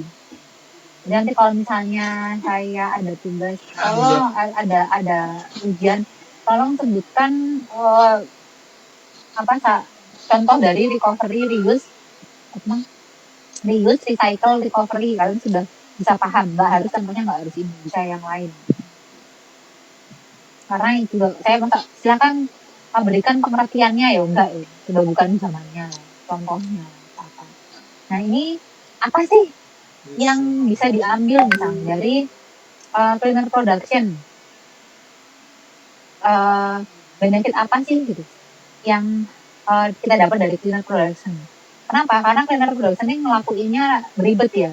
Kita kayak harus ngomong kayak Nabila bagian QA, Sandi bagian QC, Patrick misalnya bagian produksi itu harus saling berkomunikasi, itu kan rempong ya. Ngurus produksi sendiri aja belum tentu oke gitu. Ini masih bantuin gimana caranya limbahnya berkurang gitu, rempong gitu. Banyak pemikiran-pemikiran yang di awal itu akan berat.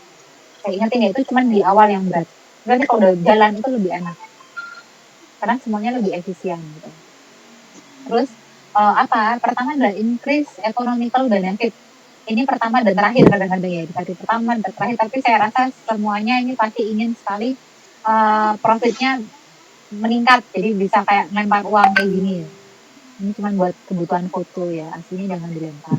Kalau kalian mau lempar-lempar uang lebih baik silahkan transfer saja ke kita ya, siapa yang mau nih, semuanya pasti mau transfer. Terus yang kedua adalah improving environmental situation. Kita juga mau lingkungan kita juga bersih. Kita mau kayak hidup di mungkin negara Jepang yang dulu polusinya tingkat dewa banget, atau Korea yang mungkin yang sungai Han apa sungai yang di jalan di tengah kota gitu kotor banget, terus sekarang bisa jadi tempat rekreasi. Siapa sih yang nggak suka gitu ya? Siapa sih yang suka depan botnya bau gitu?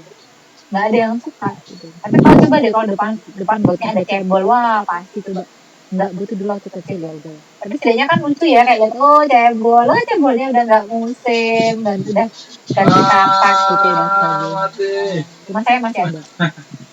Nggak tahu, kalau rumah saya kan udah dipaving ya semuanya. Karena kalau di depan kompleks tuh ada cebol, kan lucu gitu, biar keluar ekornya, ekor apanya gitu. Kalau dulu saya masih sempat merasakan gimana caranya buat itu ada cembolnya, jadi bisa mengamati kayak gitu ya, bener-bener kayak upin-ipin gitu lah, main ke sawah dan sebagainya. Kalau kalian mungkin anak-anak kalian nantinya ya, bukan kalian, mungkin anaknya Sandi, anaknya Patrick, anaknya Nabila, nanti mungkin main sawahnya tuh main di game sawah gitu atau apa ya, itu memang situasinya berubah.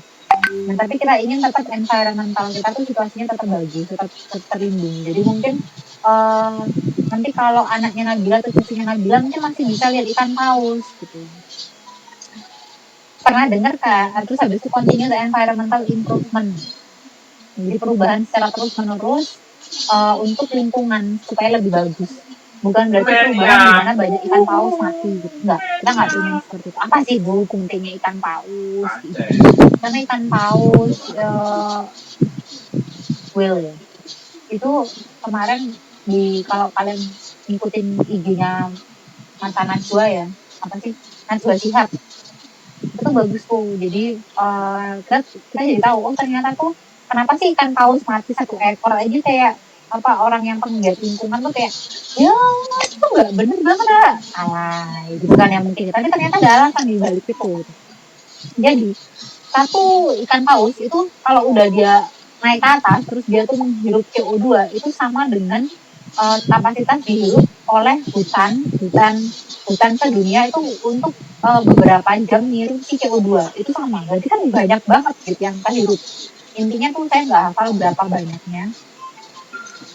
Kalau tak cari ya juga tahu. Jadi tuh dia tuh bisa menghirup CO2 sebanyak itu, bahkan dibandingkan sama hutan itu bisa kehirup sampai situ. Makanya satu ikan paus mati itu berarti akan seberapa banyak ikan paus itu nggak ke CO2 itu nggak keserap lagi gitu. Cari ini tipu, saya juga tipu. Saya dulu baca itu, oh gitu soal ternyata itu. Jadi memang ada alasan di balik kenapa sih orang-orang tuh ngomel apa, dan memang mirisnya adalah ikan paus itu mati kalau dibelah. Ada sempat dia ikan mati terus dibelah. Ternyata tuh dibelahnya tuh di dalamnya ada bungkus Indomie, bungkus apa itu mie ikan gitu loh. Paus pahlawan penjaga bumi dari krisis iklim. Set. Oh. Ini kan paus toh. Buat terus menonton. Kayak ini detik pengamasan paus sperma di pantai Italia.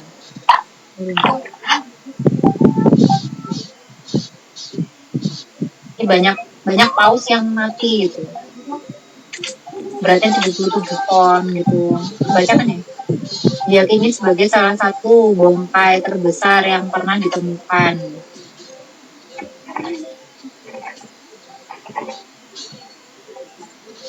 Oh, bentar. Pause dulu.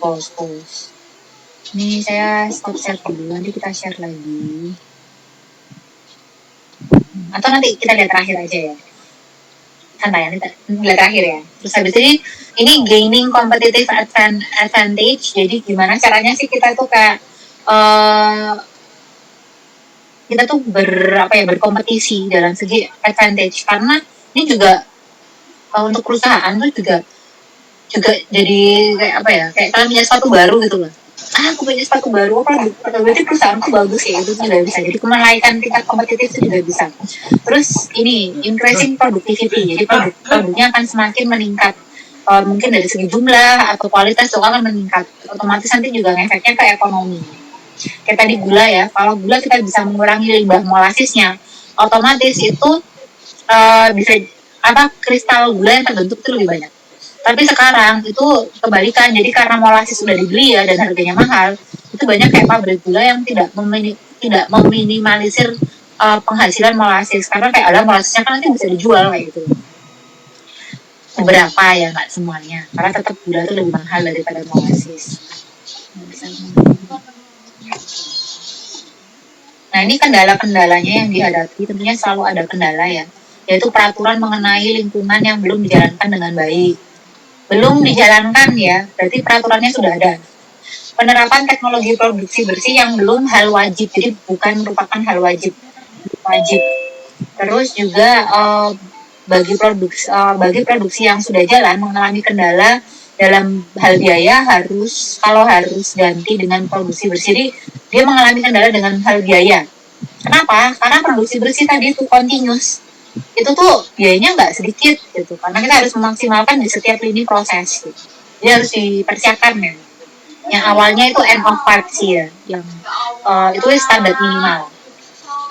Terus perlu ada aturan dari pemerintah bahwa sumber daya harus digunakan seefisien mungkin. Nah, ini kadang kita kurang perhatikan ya, kayak kita mandi di rumah, airnya kita kayak melimpah-limpah banget gitu ya, nggak yang seefisien mungkin kita pakai, itu enggak. Nah, terus habis itu masih ada persepsi bahwa teknologi bersih hanya akan mengurangi keuntungan. Kenapa? Karena itu di produknya tuh ya juga setiap ini kan juga perlu efisiensi optimasi. Padahal kalau kita lihat dari segi nantinya kita pakai itu bisa justru malah menambah profit gitu. Karena pengolahan limbahnya otomatis akan berkurang. Terus sudah puas dengan sikap manajemen lama. Nah, ini yang jadi momok terbesar. Jadi kayak, alah ya wes lah, melusin dia naik. Itu kurang bagus. Kita harus melakukan gebrakan baru, meskipun nggak mudah. Dengan adanya kendala ini dan tadi iming-iming profit yang bagus gitu ya. Terus apa sih yang harus upaya apa yang harus kita harus kita lakukan, yaitu ini upaya mengatasinya. Perlu ditekankan bahwa produksi bersih bukan hanya tanggung jawab industri, tapi juga tanggung jawab kita sebagai manusia kepada lingkungan. Mana Bu, nggak ada tulisannya, saya tambahin sendiri. Nggak semuanya harus saya tulis ya. Terus perlu ada persamaan pengertian antara pemerintah, pelaku kegiatan ekonomi mengenai produksi bersih gitu. Jadi nggak cuma pemerintah aja ngasih ini produksi bersih wajib, tapi nggak disamakan gitu tujuannya apa. Kemudian yang ketiga, perlu ada perubahan strategi dari end of pipe treatment menjadi cleaner production. Nah, ini yang belum ada nih, karena kita masih ayo dong diolah aja limbahnya, diolah gitu kan, tapi belum yang ke arah ayo zero waste, ayo cleaner production gitu, belum gitu. Tapi ya gimana gitu, kapasitas tiap industri itu beda-beda gitu. Kemampuan tiap industri juga beda-beda, keinginannya juga beda-beda. Biasanya kalau orang luar tuh yang cepet banget, karena apa? Karena dari customer-nya sendiri kalau mau beli produk itu lihat logo, dia ini udah environmental, bisa ada sih logo-logo yang dibuat sama perusahaan itu ada. Jadi kayak ini sudah menjaga lingkungan dan apa nih. Soalnya macam-macam logonya, Pak, ada logo yang saklek kayak gitu. Terus ada lagi target dapat dicapai dengan biaya rendah dan jalan setahap demi setahap. Jadi nggak yang harus langsung full semuanya tuh, nggak bisa dicicil gitu. 1 tahap, 2 tahap. Nanti kalau udah full baru bisa mengklaim produksi bersih. Nah ini cleaner production procedure. Jadi kita baca dari sini ya, the recognized need for cleaner production. Apa saja sih yang dibutuhkan untuk cleaner production? Yang pertama adalah planning dan organization. Planningnya meliputi apa? Meliputi nih, obtain management commitment. Komitmen manajemennya itu apa sih? Niatnya itu apa? Terus habis itu harus kita mengorganize projectingnya itu apa? Terus diidentifikasi ya, kendala sama solusinya apa. Terus di set, objeknya kita set, habis itu kita pre-assess atau kita pre-assessment, benar nggak ya yang kita set tadi. Terus masuk ke assessment, kita assessment where, why, who. Jadi kalau ditanya assessmentnya apa, itu where, why, who gitu. Jadi dari mana sih limbahnya berasal? Kenapa limbahnya bisa ada di situ? Terus gimana cara kita menyelesaikannya? Terus habis itu ada feasibility analysis. Jadi evaluasi secara teknis, lingkungan, ekonomiknya juga jangan lupa dievaluasi. Terus kita memilih opsi yang paling bagus untuk penanganannya. Terus baru deh diimplementasikan. Jadi nggak sekonyong-konyong kotor kita implementasikan gitu doang gitu, kayak kita tebas aja kita lakuin dulu enggak. Tapi kalau di industri karena kita skalanya besar, kita harus buat perencanaan dulu. Oke, ini yang paling bagus baru diimplementasikan. Gitu. Jangan lupa juga di monitoring. Implementasi meliputi apa? Option implementation, monitoring, evaluation, sustain, and continue. Harus continue. Baru nanti bisa menghasilkan sesuatu yang sukses. Tapi sebelum sukses dari implementasi, kalau misalnya ternyata ada sesuatu yang kendala, itu akan kembali lagi ke tahap yang pertama. Itu nanti kalau udah berjalan-jalan, oke, nemu cara yang sukses, oke ini sukses, berarti ya udah tinggal dari atas ke bawah itu dijalankan implementasinya sesuai dengan yang sudah dilakukan. Gitu. Jadi kalau yang salah nanti balik muter ke atas, planningnya apa dan sebagainya, assessment terus apa baru di bawah. Ini seperti ini cleaner production prosesnya. Prosesnya apa Bu? Prosesnya pertama planning and organization, yang kedua assessment, yang ketiga feasibility analysis, yang keempat implementation. Tuh. Penjelasannya apa sebelah kirinya? Ini udah paling jelas deh, daripada nanti saya kasih bacaan kayak di buku-buku itu pusing lah. Tuh. Kemudian ini contohnya apa dong Bu? Contoh industrinya, contohnya adalah PB industri tapioka. Produksi bersih kalau PB mah. Ada aja nih Bu Fani nyingkatnya. Iya, soalnya kalau di sini produksi bersih industri tapioka nanti kena yang hijau-hijau. Ini di Rose Brand ya. Jadi ini sudah dilakukan sekitar 84, padahal belum ada produksi bersih, tapi dia sudah memaksimalkan. Jadi limbah industri tapioka tuh limbah padatnya adalah onggok dan kulit. Terus habis itu limbah cair ada juga. Saya mau tanya sih, tapioka tuh dari mana sih?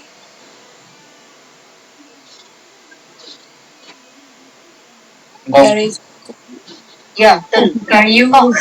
Ya, singkong, ubi kayu ya. Saya sih ngomongnya singkong. Nah, itu ada kulitnya, terus ada onggoknya. Onggoknya tuh nanti hasil perasannya tuh onggok. Nah, itu terus ada limbah cairnya juga. Karena kan yang diambil yang endapannya doang. Hasil limbah cair juga bisa berupa air cucinya gitu. Jadi pada produksi 300 ton ubi kayu basah per hari ya, umumnya dihasilkan tepung tapioka sekitar 20%. Sisanya 80% berupa ampas atau limbah padat atau sebesar 240 ton limbah padat per hari. Bayangkan, Ini banyak banget ya limbahnya. Terus ini bisa nih jadi PKM. Limbahnya mau kalian apain nih? Bisa tuh. Terus ini PB industri tapioka. Nah ini ada singkong. Emang dari singkong? Iya, tadi kan bener ya. Terus banyaknya onggok yang dihasilkan dipengaruhi oleh varietas singkong. Ternyata ya, umur singkong dan kasar halusnya si singkong itu tadi. Parutannya yang digunakan tuh kasar atau halus gitu ya. Terus limbah cair tapioka itu berasal dari mana? Dari pencucian, penyaringan atau ekstraksi ya tadi saya bilang. Terus pengendapan pati. Tuh. Terus gimana? Nah, kekeruhan di limbahnya industri tapioka ini disebabkan karena zat organik, contohnya patinya tadi terlarut ya. Ada mikroba juga, ada zat koloid lain gitu ya, yang tidak dapat mengendap dengan cepat gitu. Terus kualitas limbah cair industri tapioka itu dapat ditentukan dengan melihat beberapa parameter, misalnya nilai BOD, COD, padatan terlarut, padatan tersuspensi, sianidanya. Jangan lupa ya, kalau singkong itu ada sianida. Mungkin kalian anak biotek nggak tahu, tapi singkong itu ada sianida. That's why, Bu, saya makan singkong. Kenapa singkong yang genderuwo, yang gede-gede itu, Bu, yang daunnya lebar-lebar itu nggak dimakan, Bu? Itu emang nggak buat makanan kita, tapi biasanya dibuat industri tapioka. Karena dia gede ya, terus dia melalui banyak proses, jadi sianidanya sudah habis dengan cara dicuci, dipanasin, dicuci dan sebagainya. Terus Bu, singkong yang kita makan yang kayak agak kecil-kecil ya, mungkin kalau gede itu mungkin juga ada. Itu singkong apa? Itu singkong manis. Kenapa kita makan singkong manis? Karena kita ingin manis ya. Kita nggak pengen habis makan singkong jadi genderuwo gitu ya. Anak-anak aja gitu. Dan kalian sedikit tertawa gitu ya. Terima kasih Nabila sudah menemani saya di sini. Tertawa gitu, berarti aku lucu gitu ya Mas ya. Ya Allah, kayak saya kayak udah hilang kayak beda ya, ketemu langsung sama ketemu di sini tuh. Nah, jadi gimana sih si genderuwo ini? Karena banyak sianidanya. Jadi si genderuwo ini nggak kita makan langsung, karena kita habis makan langsung bahaya, bisa menyebabkan kayak keracunan sianida gitu. Nah, terus kalau singkong manis gimana, Bu? Singkong manis itu sianidanya kadarnya rendah, tidak cukup untuk membunuh kita, paling cuma untuk membuat kita pusing-pusing gitu. That's why saran saya, kalau kalian mengukus atau merebus si singkong itu, tutupnya dibuka. Ya, kenapa? Supaya nanti sianidanya itu nanti muap, ikut ke atas. Jadi itu bisa hilang itu. Terus pencucian juga mengurangi gitu. Jadi kalau ada singkong yang pahit, baiknya nggak usah dimakan ya. Cari yang enak-enak aja gitu. Kalau singkongnya kayak nganyar tuh apa ya? Nganyar tuh bahasa Madura sih. Nganyar tuh apa ya? Singkongnya tuh nggak empuk gitu loh. Kalau kata orang Madura tuh nggak gerbu. Nggak empuk, kayak keras, kayak ada liat, itu nggak boleh dimakan. Boleh kalau itu mah. Maksud saya itu yang pahit. Enggak. Makanya kan singkong genderuwo tuh pahit. Dia kandungan sianidanya tinggi. Terus gimana Bu proses pemilihan bahan baku? Kita bisa lakukan dari tahap awal ya, tadi bahan bakunya. Berarti kualitas rendemen kita harus pikirkan dalam proses pembuatan tepung tapioka. Dari mana? Dari jenis varietasnya. Waktu pemanenan tuh juga penting. Jangan dipanen waktu kecil-kecil. Ya patinya nggak nyampe gitu. Panennya nggak gede gitu. Jadi supaya kita dapat maksimal itu pati.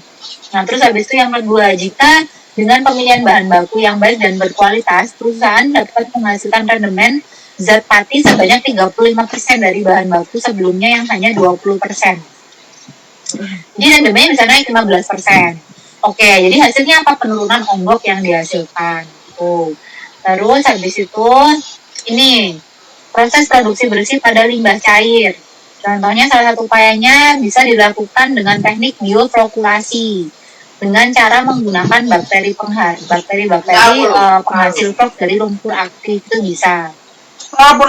Terus limbah padatnya bisa untuk bahan baku biogas, jadi campuran. Kan di bahan baku biogas itu biasanya ada campuran. Biasanya kan kita pakai campuran dari potongan-potongan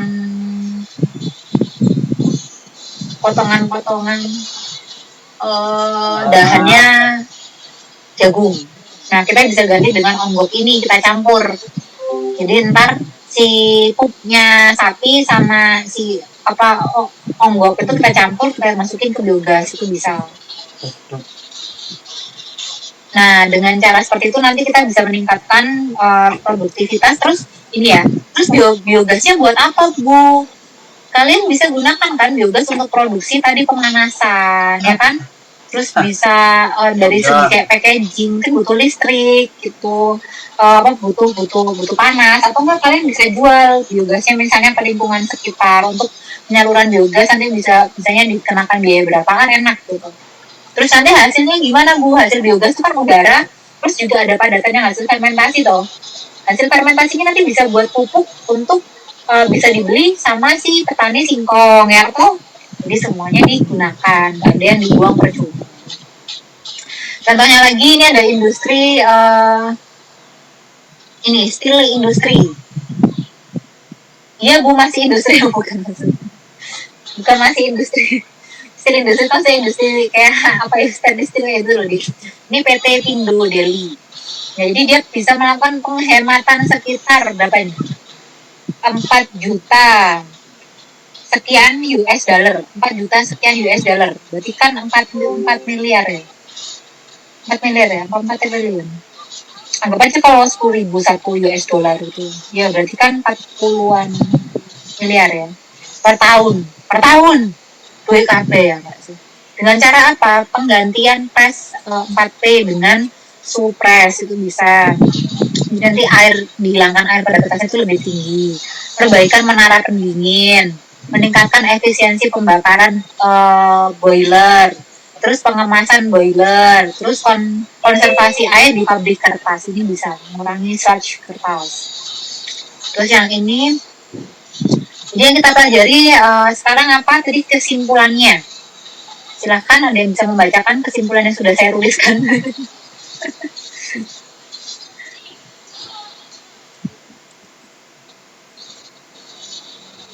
Yang pertama, siapa yang membaca? Jangan dibaca bahasa Inggris ya. Sambil diartikan. Siapa? Izin menjawab. Jadi dengan pendekatan produksi bersih itu bisa mengurangi polutan atau limbah gitu dari setiap tahapan prosesnya. Jadi dari awal, mungkin dari awal pasca panen itu hingga jadi produknya seperti itu. Betul. Terus yang kedua, siapa yang membacakan?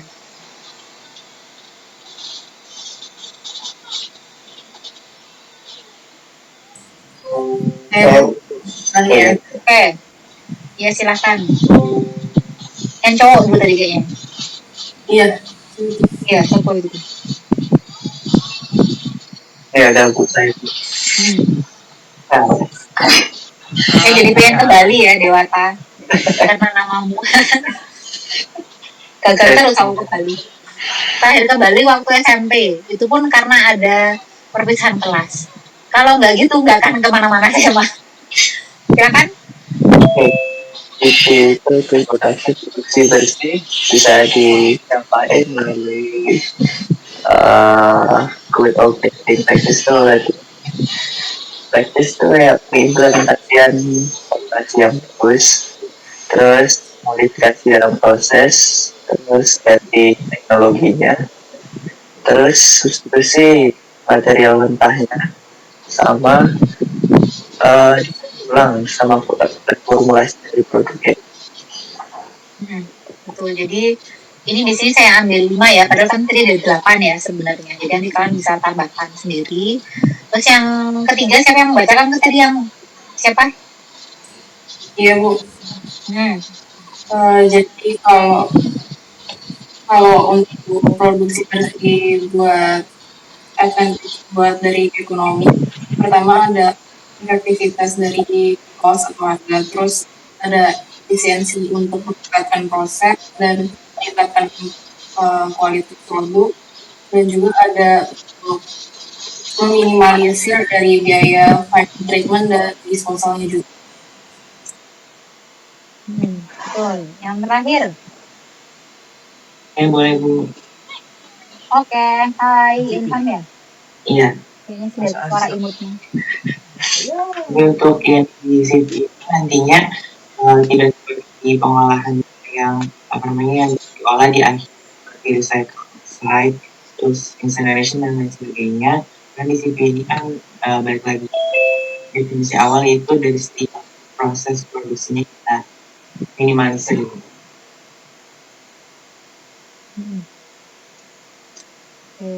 Jadi itu semuanya sudah jelas sampai sini ya. Ada pertanyaan kan? Atau sambil kalian berpikir, kalau nggak ada pertanyaan nggak apa-apa sih, berarti kan sudah jelas. Nanti ini saya stop share, saya mau memperlihatkan dulu videonya yang itu tuh yang tadi saya cut. Oke. Interview. Oke, halo. Sebenarnya belum masalah ya.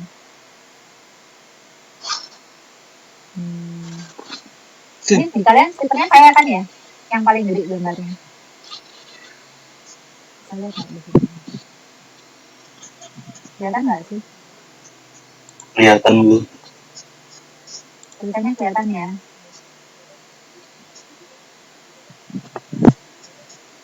Di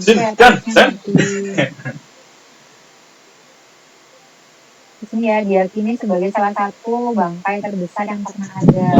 Amino, Terlalu apa terang gini? ya gambarnya. Bentar. Amino, apa gini? Kenapa Bu? Enggak, oke. Pinagil ninja.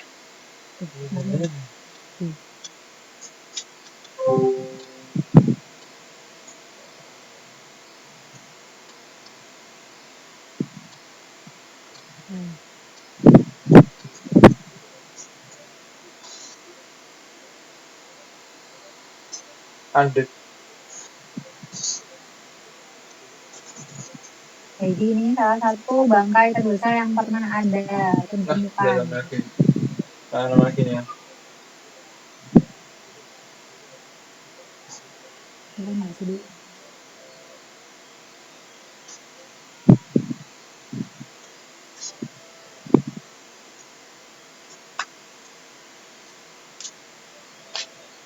Lebih dari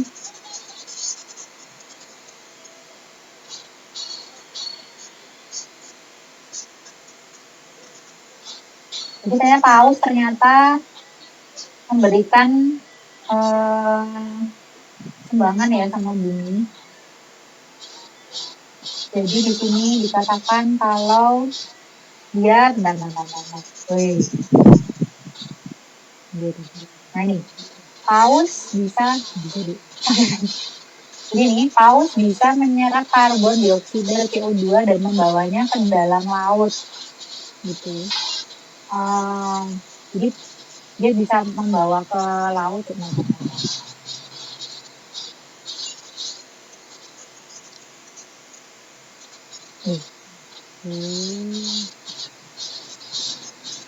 Nah, paus juga ternyata bisa mendinginkan bumi.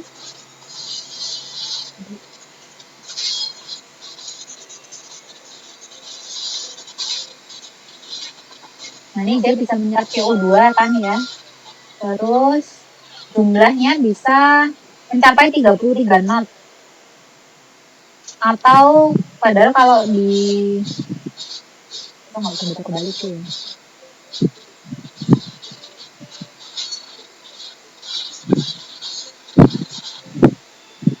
Jadi kadar emisi yang ditangkap fitoplankton itu bisa mencapai 37 ton per menit. Terus habis itu setara dengan karbon yang ditangkap oleh 1,7 apa tadi itu. Jadi pausnya juga bisa mati ya. Terus otomatis nggak ada yang nyerap karbon lagi. Karena pompa karbon organiknya tuh juga bisa mati.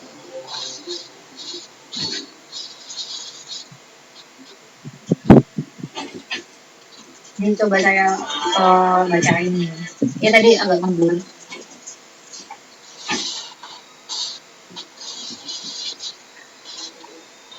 Ini ada penjelasannya. Jadi ntar bisa kok kalian cari di IG-nya itu. Oh nggak ada. Jadi itu ternyata bisa nyerapnya segitu banyak 22 knot tadi ya. Mungkin kalau yang punya IG bisa tuh dibuka Najwa Shihab. Terus ntar dicari yang gambarnya paus. Jadi saya ulang mengatur di buku, paus ternyata berjasa mendinginkan bumi. Terus ini dilakukan oleh Andre Persing mendapati bahwa paus bisa menyerap karbon dioksida dan membawanya ke dalam laut. Jumlah karbon yang diserap mencapai 33 ton, lebih besar dibanding jumlah yang diserap pohon, yaitu 22 kg per tahun. Nah, kotoran paus itu mengandung zat besi dan nitrogen yang mampu menyuburkan fitoplankton yang berguna menyerap emisi. Jadi fitoplankton menyerap emisi mencapai 37 miliar ton emisi karbon yang bisa diserap. Setara dengan karbon yang ditangkap oleh 1,7 triliun pohon. Jadi itu. Jadi dari cuman paus ya, dia ternyata bisa ngasih makan plankton dari kotorannya. Dari itu, jadi kalau paus nanti otomatis penyerapan si pausnya juga berkurang ya, tadi sampai 33 ton. Sedangkan kalau pohon aja cuma 22 kilo per tahun gitu. Itu satu pohon. Terus tadi fitoplankton tadi itu ya, itu ternyata sama dengan 1,7 miliar. Allah. Jadi ya nggak bisa disama-samain. Cuman kan berarti yang menyerap CO2 itu sekarang udah berkurang gitu, dengan beberapa paus yang matinya nggak jelas, tiba-tiba terdampar gitu. Jadi itu yang kemudian membuka mata kita. Gimana Bu cara yang paling gampang deh?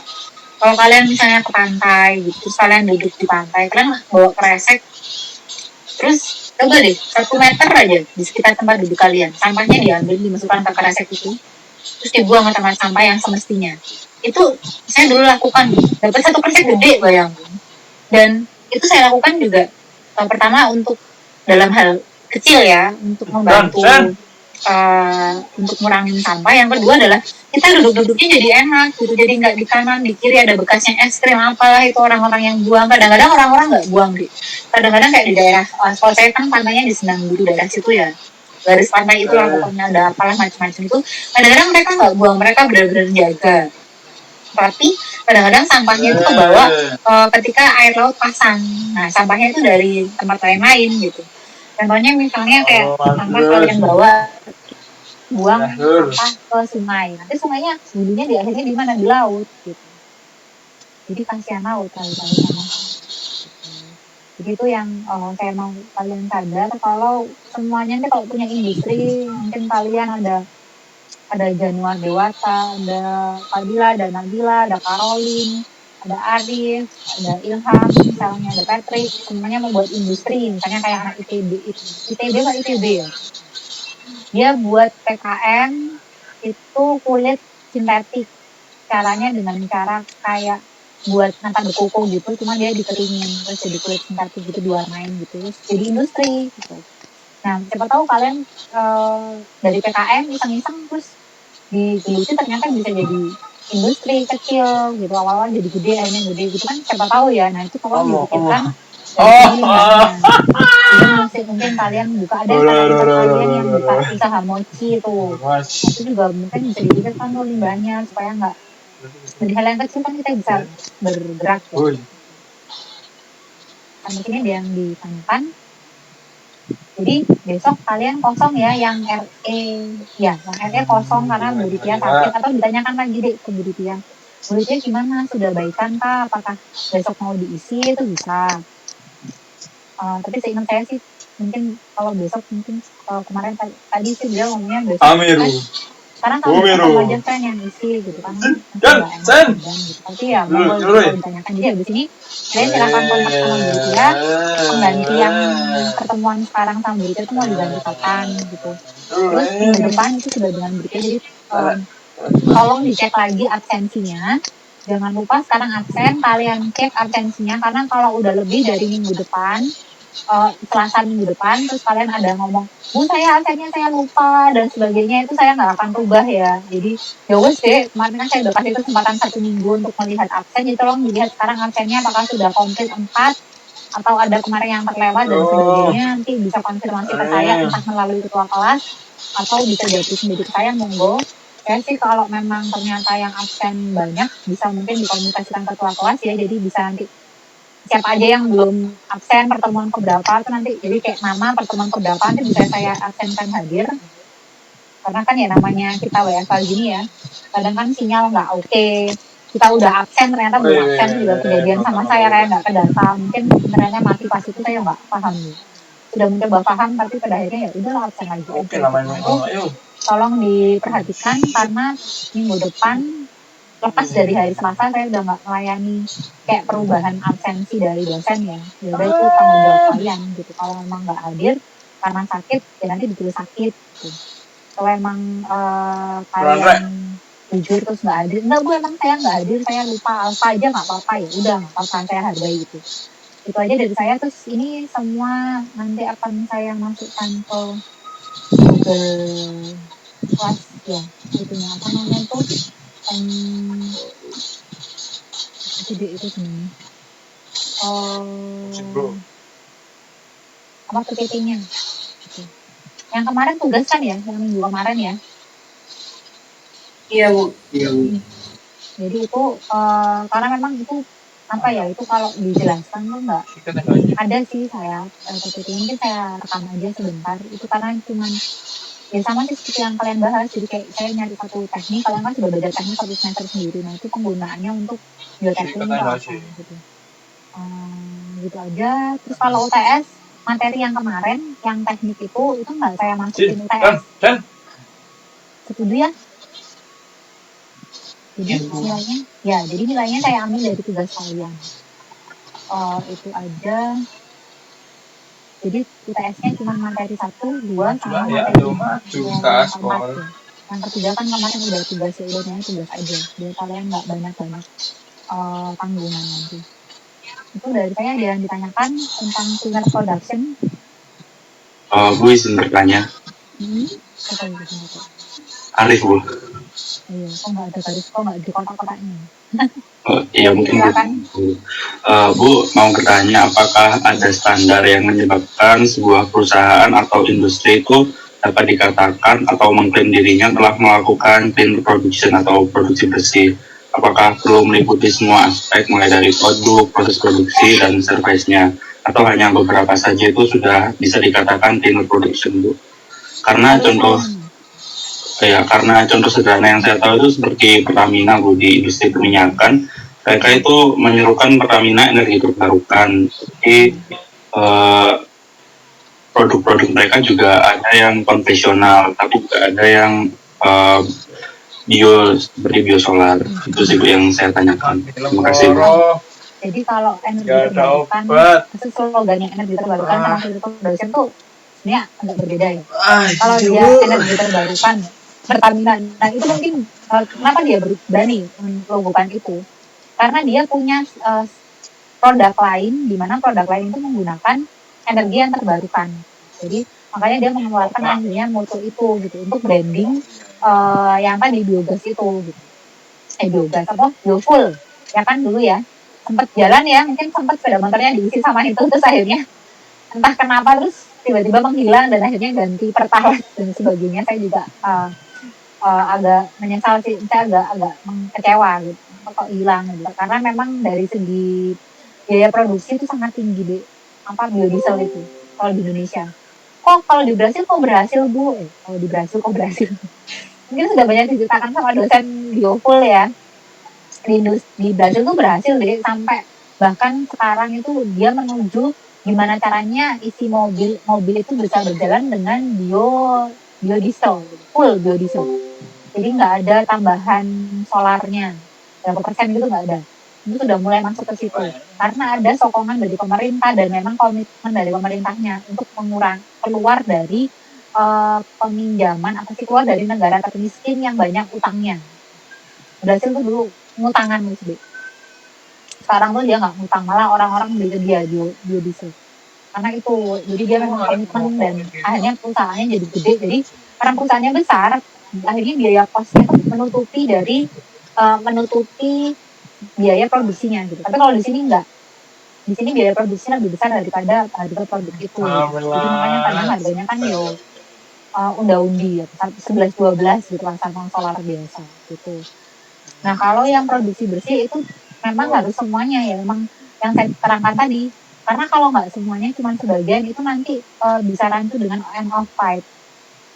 Jadi makanya terus Bu, biasanya kalau satu industri sudah memasang di kemasannya itu produksi bersih, dia sudah menjalankan full produksi bersih. Jadi kalau bisa limbah itu nggak ada yang keluar. Kalaupun keluar, limbahnya itu sudah diproses, sudah bersih. Itu berarti dia mengeluarkan si cleaner production itu yang benar loh. gitu. Jadi saya face off aja ke kalian, saya jujur aja ke kalian kalau memang nggak semua industri kemudian bener. Contohnya aja kalian label produk makanan gitu. Ada beberapa makanan yang tidak mencantumkan ini mengandung alergen misalnya. Padahal meskipun alergennya cuma bagian penstabil. Misalnya penstabil apa? Soy protein, soy lecithin itu kan dari kedelai. Beberapa orang kan kayak alergi terhadap kedelai. Misalnya. Itu kadang nggak dicantumin. Kadang pengawet tuh kadang nggak dicantumin kayak gitu, kayak pewarna tambahan kadang nggak dicantumin. Nah itu jadi kalau yang bagus sebenarnya sudah harus semuanya terlaksana baru kemudian dia bisa branding gitu. Kalau masih nyicil tahapan 1, tahapan 2, tahapan 3 itu berarti kan masih belum produksi bersih yang kita maksudkan di sini gitu. Itu sih kalau setahu saya ya, setahu saya tuh sampai saat ini cuma masih kayak gitu. Cuma kadang-kadang ya itu ada yang ada yang belum full dilakuin terus dia branding ya memang peraturannya kadang nggak dilakukan secara baik. Tapi kalau industri biasanya nggak berani sih kayak gitu, jarang. Namun kayak penulisan label-label yang kurang tepat tuh biasanya dia nggak, bukan perusahaan yang gede-gede banget biasanya. Perusahaan yang gede-gede banget dia nggak berani untuk main-main dengan label gitu, karena kalau sekali main-main terus namanya jelek bisa runtuh perusahaannya, maksudnya runtuh namanya itu jatuh. Nah itu kalau untuk memperbaiki nama dari beberapa tahun sudah di bagus-bagus gitu terus tiba-tiba jatuh kan susah bangun dari awal. Kayak Ajinomoto tuh pernah tahu ya, dulu pernah loh sempat kayak dia tuh pakai media pertumbuhan media pertumbuhan mikrobanyak tuh kayak ada mengandung babinya, padahal babinya tuh nggak langsung gitu itu, tapi kan ya kena. Hanya orang semua nggak pakai tuh Ajinomoto, ganti ke yang lain. Karena kan itu, tapi bagusnya dia bisa membalikkan situasi lagi dengan cara dia branding apa itu sih Royco di dalamnya juga kan ada jenisnya Ajinomoto atau apa. Hanya sekarang Ajinomoto kembali lagi bisa branding lagi. Nah itu salah satu perusahaan yang berhasil dari jatuh dia bangkit lagi. Terjawab Hari? Oh iya Bu, berarti yang produk biosolar itu konsepnya berbeda ya Bu dari produksi bersih, meskipun itu termasuk penggantian raw material dan berdampak positif walaupun sedikit ke lingkungan. Iya, kalau cleaner production itu lebih ke menyeluruh deh.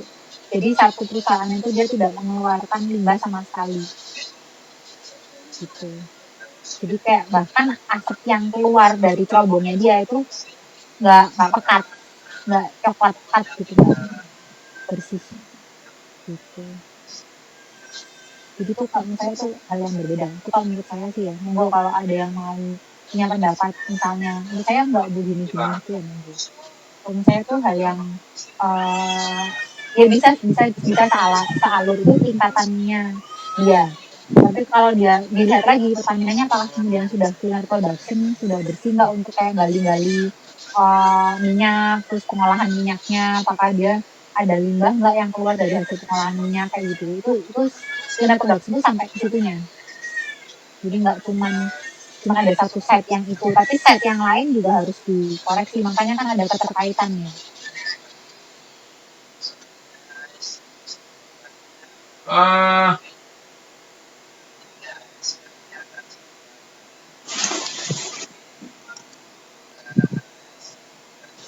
Jadi harus ada lagi pertanyaan. Kalau ada pertanyaan silakan berikan di pas ya. Monggo, soalnya ini waktunya udah habis, kasihan nanti yang mau mau ngajar lagi, nanti nunggu kita. Dari situ makasih ya. Saya mohon maaf kalau ada salah. Semoga dimaafkan kalau misalnya ada sesuatu yang kayak Bu kayaknya kok ini artikelnya yang kayak gini mengucapkan tuh bisa nanti gitu kan, kita masih bisa berdiskusi atau kalau mau jatuh juga boleh. Terima kasih sudah datang, sudah bergabung ya, sudah absen, jangan lupa absen ya. Wassalamualaikum warahmatullahi wabarakatuh. Sehat selalu ya. Terima kasih Bu. Sering-sering headphone lo ya. Maaf, mau tanya Bu, untuk pengumpulan tugasnya kemarin dikumpulkan di mana? Oh iya, belum tak buatin ya tempatnya. Iya, nanti buatin ya, nanti buatin. Nanti kalau bisa buatin, nanti saya kasih waktu 2 hari gitu buat ngumpulin doang kan ya.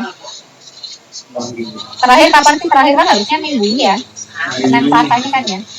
Ya kalau yang pasti hari ini yang RE kan besok. Kan kita kasih tempat. Mungkin terakhir ngumpulin semuanya Rabu gitu aja ya. Jadi nanti saya buatin terus nanti bisa ngumpulin antara Senin Selasa Rabu itu punya waktu banyak kan kalau misalnya koneksi internetnya lemot atau gimana. Ini terakhir Rabu kayaknya. Oke, dadah. Jadi